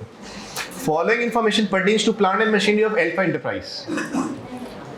टेक्नोलॉजी का बेहतरीन इस्तेमाल आप पे डिपेंड करता है। पढ़ाने वाले सारे लोग शानदार हैं, आप खुद कितने आपसे सिंसियर हो ये मैटर करता है। मैंने उसके लिए अल्फाज इस्तेमाल किया था, कोई भी टीचर कल का मैंने अल्फाज किया वो नहीं है, ठीक। हमारी उर्दू जबान में तो बोला जाता है ना अच्छा अल्फाज नहीं, लेकिन बहुत सारे लोग की जो है वो एक टिपिकल जिस लैंग्वेज का वो अल्फाज है, कल का लौंडा जो है वो नहीं है वो। लेकिन क्या है, आपके ऊपर डिपेंड करता है कि आप खुद कितनी मेहनत करते हैं। तो आपके पास FR1 भी है, टेक्स्ट भी है, मतलब क्या कुछ नहीं है, और कोई जिम्मेदारी भी नहीं है, ना कोई बीवी बच्चे हैं, ना कोई घर की जिम्मेदारी है। अभी तो सारी जिम्मेदारी आपके वालिदैन ने उठाई हुई है, तो उनके जितने जाके जैसे कहते हैं ना वो मालिश से वालिश पाँव दबाएं, वो तो उनके बहुत बड़ा एहसान है हमारी ज़ात पे, कि उनकी वजह से हमें तो पता ही नहीं है कोई कि यार दूध डबल रोटी के लिए पैसे कहाँ से आएंगे, ग्रॉसरी के लिए, बिजली के बिल्स के लिए, फीस के लिए पैसे कहाँ से आने हैं, आपका भी तो मसला ही नहीं है। लेकिन आज वक्त है एक सहूलत जो आपको मिली हुई, लेकिन कल ऐसा नहीं होगा और कल दूर नहीं है। तो जितना जल्दी आप क्वालिफाई कर लेते हैं आपके ऊपर डिपेंड करता है।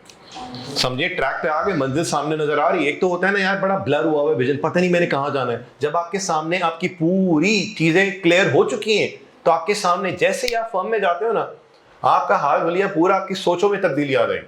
ज्यादा दूर नहीं है यार, अभी आप कैफ क्वालिफाई करते हो 1.5 से 2 साल के अंदर, उसके बाद आप देखो आगे जिंदगी कितनी चेंज हो जाएगी यार। वो लोग जो आपसे मिलना पसंद नहीं करते थे वो बार बार आपसे किसी न किसी बहाने से मिलने की कोशिश करेंगे, और वो लोग जिनके पीछे आप आज खज्जल ख्वार है कल को वही आपके पीछे लगे हुए होंगे।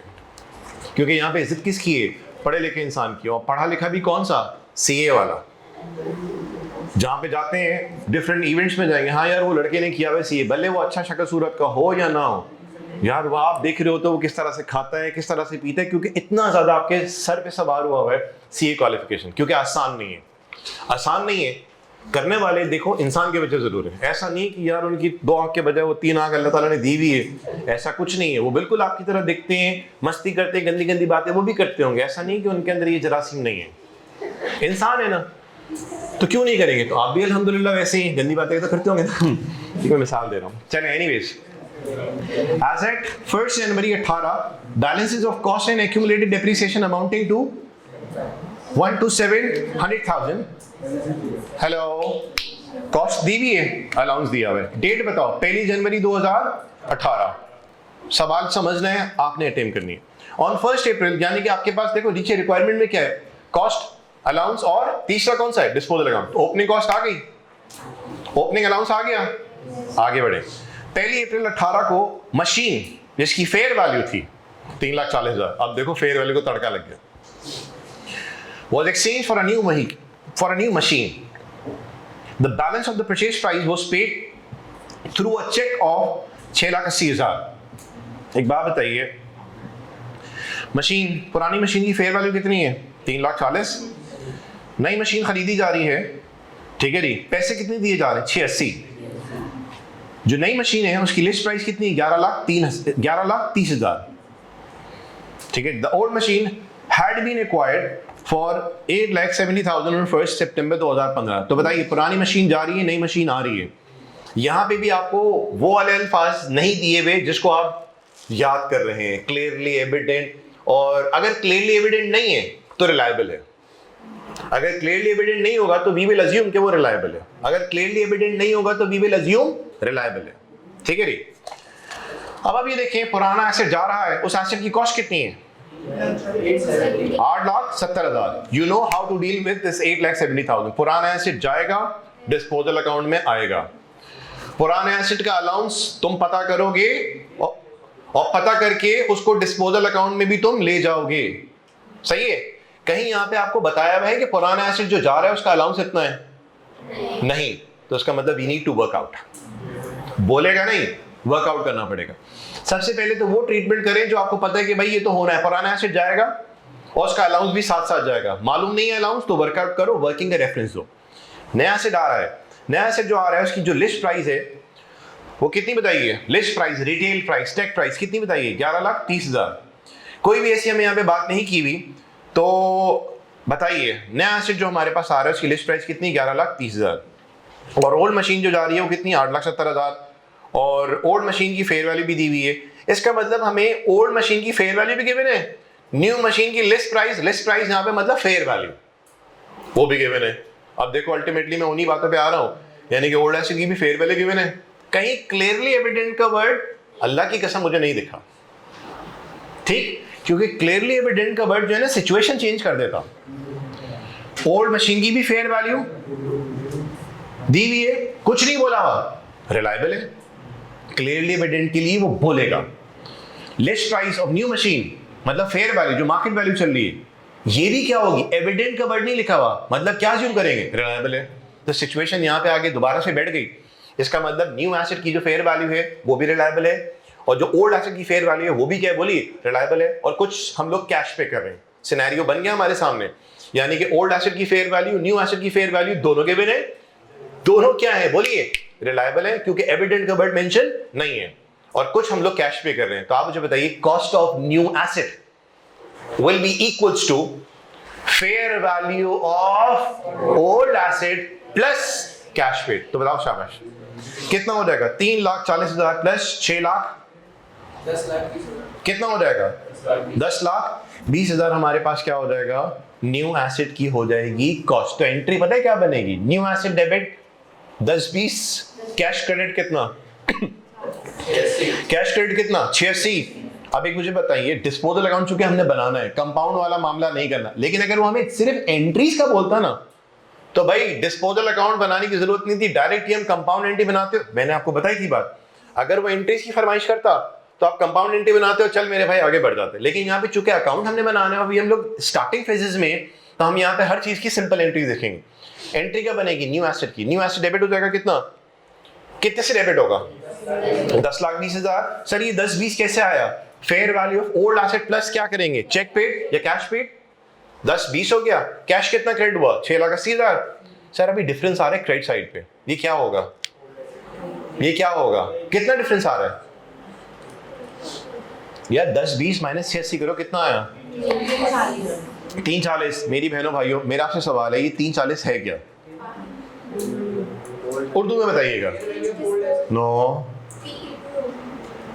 पीईडी तो अंग्रेजी अल्फाज है ना, मुझे उर्दू में समझाएंगे। ये बोले कितने में टिका दिया, कहने का मतलब मेरा वही है, देखें अंग्रेजी अल्फाज पे हमने नहीं जाना। पुराना एसेट सामने वाले शख्स ने कितने में खरीद लिया, इन अदर वर्ड्स पुराना एसेट आपने सामने वाले शख्स को कितने में टिका दिया, कितने में टिकाया, 3,40,000। बताइए, सिर्फ इस एंट्री को बता के आप ये बता सकते हैं कि गेन हुआ या लॉस। मैंने आपसे उस वक्त भी पूछा था, सिर्फ एक एंट्री हमने बनाई है एक्सचेंज की, तो मैं नहीं बता सकता कि गेन हुआ या लॉस। सर गेन या लॉस के लिए मुझे और चीजों का भी जायजा लेना पड़ेगा। समझ आ रही बात यार, हमने कंपाउंड एंट्री बनाई थी ना, तो वहां पे हमारे सामने साफ साफ क्या नजर आ रहा था, गेन या लॉस। लेकिन जब हम सिंपल एंट्री बना रहे थे, तो वहां पे एक एंट्री जो ये बनाई है ना, new asset debit cash credit और पार्ट एक्सचेंज डिस्पोजल, इस एंट्री को, सिर्फ इस एंट्री को देख के आप हरगिज नहीं बता सकते कि गेन हुआ या लॉस। हमने पूरे सिनेरियो का जायजा लेना पड़ेगा। समझ रही बात, इसको आपने हैंडल करना होगा। यानी कि न्यू एसेट आ रहा है, कितने पे डेबिट होगा, 10-20, ये वाली बात हमने पुरानी नॉलेज से लर्न कर लिया। आगे बढ़िए, number 3, on 1 Feb 18, plant having a list price of 10,000 was acquired, a trade discount of 5% was allowed on the list price. The plant was ready for use on 1 August 2018. Depreciation पता है कब से start होता है, जब plant available for use होता है। Available for use जब से होगा, वहां से डेप्रिसिएशन स्टार्ट होगा। जल्दी से बताइए, कैलकुलेशन करते हैं, 10,000 इंटू 95% करें। बेटा डेप्रिसिएशन कब से चालू होगा, जब एसेट रेडी फॉर यूज है। सर एसेट की इंस्टॉलेशन चल रही है, एसेट के हवाले से साइट प्रिपरेशन चल रही है, एसेट अभी इस्तेमाल के काबिल नहीं आया। जनवरी में एसेट हमने लेके आए, उसकी इंस्टॉलेशन हुई, साइट प्रिपरेशन हुई वगैरह, 100 तरह के काम हुए। सर 1 मार्च को asset is available for use, so we are not going to depreciate asset from 1 जनवरी। डेप्रिसिएशन स्टार्ट कब से होगा, 1 मार्च से। 10,000 का 95% किया, फ्रेट चार्जेस क्या होंगे, ऐड, कंसल्टेंट फीस क्या होगी, add, installation and testing add, admin and general overhead, sir ये ऐड नहीं होंगे, ये रनिंग कॉस्ट होती है बिजनेस की। स्टाफ ट्रेनिंग, सर ये भी कैपिटलाइज नहीं होगा, क्योंकि स्टाफ की ट्रेनिंग पे जो खर्चा हो रहा है ये हमारा रेवेन्यू एक्सपेंस है और कैपिटलाइज क्यों नहीं कर सकते? क्योंकि स्टाफ पे हमारा कंट्रोल नहीं है, ओपनिंग सेरेमनी नहीं होगा। तो इसका मतलब 10,000 का 95% लिया, 660 plus 540 plus 600 is equal to जो अमाउंट आया, वहां पे हम एसेट को क्या करेंगे? डेबिट करेंगे। डेप्रिसिएशन कब से स्टार्ट होगा? बोलिए 1 अगस्त से। ये आप ट्राई करेंगे, मैं इसका सोल्यूशन ग्रुप में शेयर कर दूंगा। फिर आप देखिए फोर्थ क्या हुआ, यानी कि ये जो थर्ड इंफॉर्मेशन थी, याद करें शुरू की क्लासेस में जो थोड़ी बहुत बात की थी उसका चंद डिस्कशन, थोड़ा सा डिस्कशन हमने यहां पे किया। नंबर 4 पे आ जाइए। 31 अक्टूबर 18 को मशीन बेची गई है 3,34,000 में, एक्वायर हुई थी 1 जनवरी 15 को, और बुक वैल्यू कितनी थी? 5,12,000। A cost of 25,000 was incurred on disposal. देखिए बात सुनिए सर, यहां देखिएगा, इधर आइए। ये एसेट हमने बेचा, इतना कॉस्ट थी, इतना उसका अलाउंस था, ठीक है जी। कभी कभी ऐसा भी होता है कि पुराना एसेट को अपने पास से निकाल बाहर करने के लिए सर हमने इसके ऊपर कुछ खर्चा भी करना पड़ता है। अगर एसेट को डिस्पोज करने में हमारा कुछ खर्चा हो रहा है, थोड़ा बहुत भी खर्चा हो रहा है, तो आप मुझे बताइए, अगर हमें मुनाफा हो रहा था मिसाल के तौर पे 10 रुपए का, लेकिन एसेट को बेचने में हमारा 2 रुपया खर्च हुआ, तो बताइए मेरा मुनाफा कितना हुआ? 8 का। तो सर मुनाफा निकालने से पहले हम क्या करेंगे? वो डिस्पोज करने में जो हमारा खर्चा हुआ ना, वो रिकॉर्ड करेंगे, ताकि मुनाफा आए कितना हमारे पास? 8 का आ जाए। क्या ये वाली बात समझ आई? तो कॉस्ट ऑफ डिस्पोजल अगर होगी तो मैं एंट्री क्या बनाऊंगा? Disposal debit, cash credit. तो यहां पे कैश आ जाएगा अगर कुछ होगा तो। ये वाला साइड भारी हो जाएगा, ठीक है जी। ये वाला साइड इसके मुकाबले में इतने से क्या हो जाएगा? कम हो जाएगा। समझ आई बात? तो मैं ये कह रहा हूं बेटा ऐसी कि अगर 10 रुपए का फायदा है, लेकिन पता ये चला कि यार 2 रुपए उस एसेट को डिस्पोज करने में हमारा खर्चा हुआ, तो जो हमारा प्रॉफिट है वो 10 का हकीकत में नहीं है। प्रॉफिट है कितने का? 8 का। क्योंकि यार प्रॉफिट हमारे पास आता कब है? सारे खर्चों को माइनस करने के बाद। तो 2 रुपए का खर्चा जो आना चाहिए था वो प्रॉफिट निकालने से पहले आना चाहिए था। अगर डिस्पोजल कॉस्ट होगी तो वही आ जाएगा। बताइए, मेरा आपसे सवाल है, बताओ इस ट्रांजैक्शन में एसेट की कॉस्ट कितनी है? ढूंढ के बताइए कॉस्ट कितनी है इस सिनेरियो में? एसेट की कॉस्ट कितनी है? श्योर 5,12,000। सर हमने कॉस्ट अकाउंट बनाना है ना, तो कॉस्ट तो चाहिए, क्योंकि हम तो शर्मिंदा हो जाएंगे कि अगर हम लोग कॉस्ट अकाउंट बना रहे हैं। देखो इसने बोल दिया कॉस्ट अकाउंट, तो इसका मतलब जब हम डिस्पोजल रिकॉर्ड करेंगे तो एसेट की कॉस्ट में से इस एसेट की कॉस्ट निकाली जाएगी, ना कि बुक वैल्यू। कॉस्ट में से कॉस्ट निकलेगी, बुक वैल्यू नहीं हटेगी। तो बताओ कॉस्ट कितनी होगी?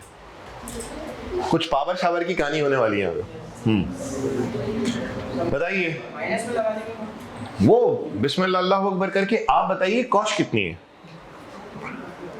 यार एंड क्या है? 31 दिसंबर 12, सही है। 18 यार बुक वैल्यू कितनी आ रही है? 5,12 और कॉस्ट ऑफ 25,000 वाज इनकर्ड। चले 25,000 वाली बात तो समझ आ गई। जब डिस्पोजल अकाउंट बनाएंगे तो एंट्री बनेगी 25,000 की डिस्पोजल डेबिट कैश क्रेडिट। चलो ये मसला तो हो गया हल। लेकिन मुझे एसेट की कॉस्ट अकाउंट बनानी है, कॉस्ट अकाउंट भी बनाना है, तो मुझे डिस्पोज एसेट की तो कॉस्ट चाहिए, लेकिन यहाँ पे क्या दी हुई है? बोलिए बुक वैल्यू। मैं कॉस्ट कैसे निकालूंगा?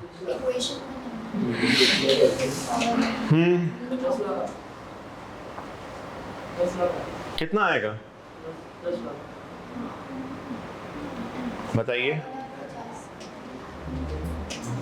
12,50,000।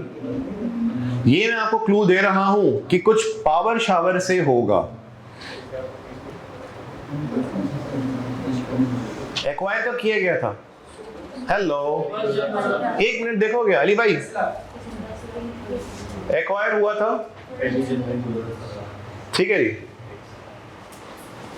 जिसका कोई नहीं होता उसका एक से, इसका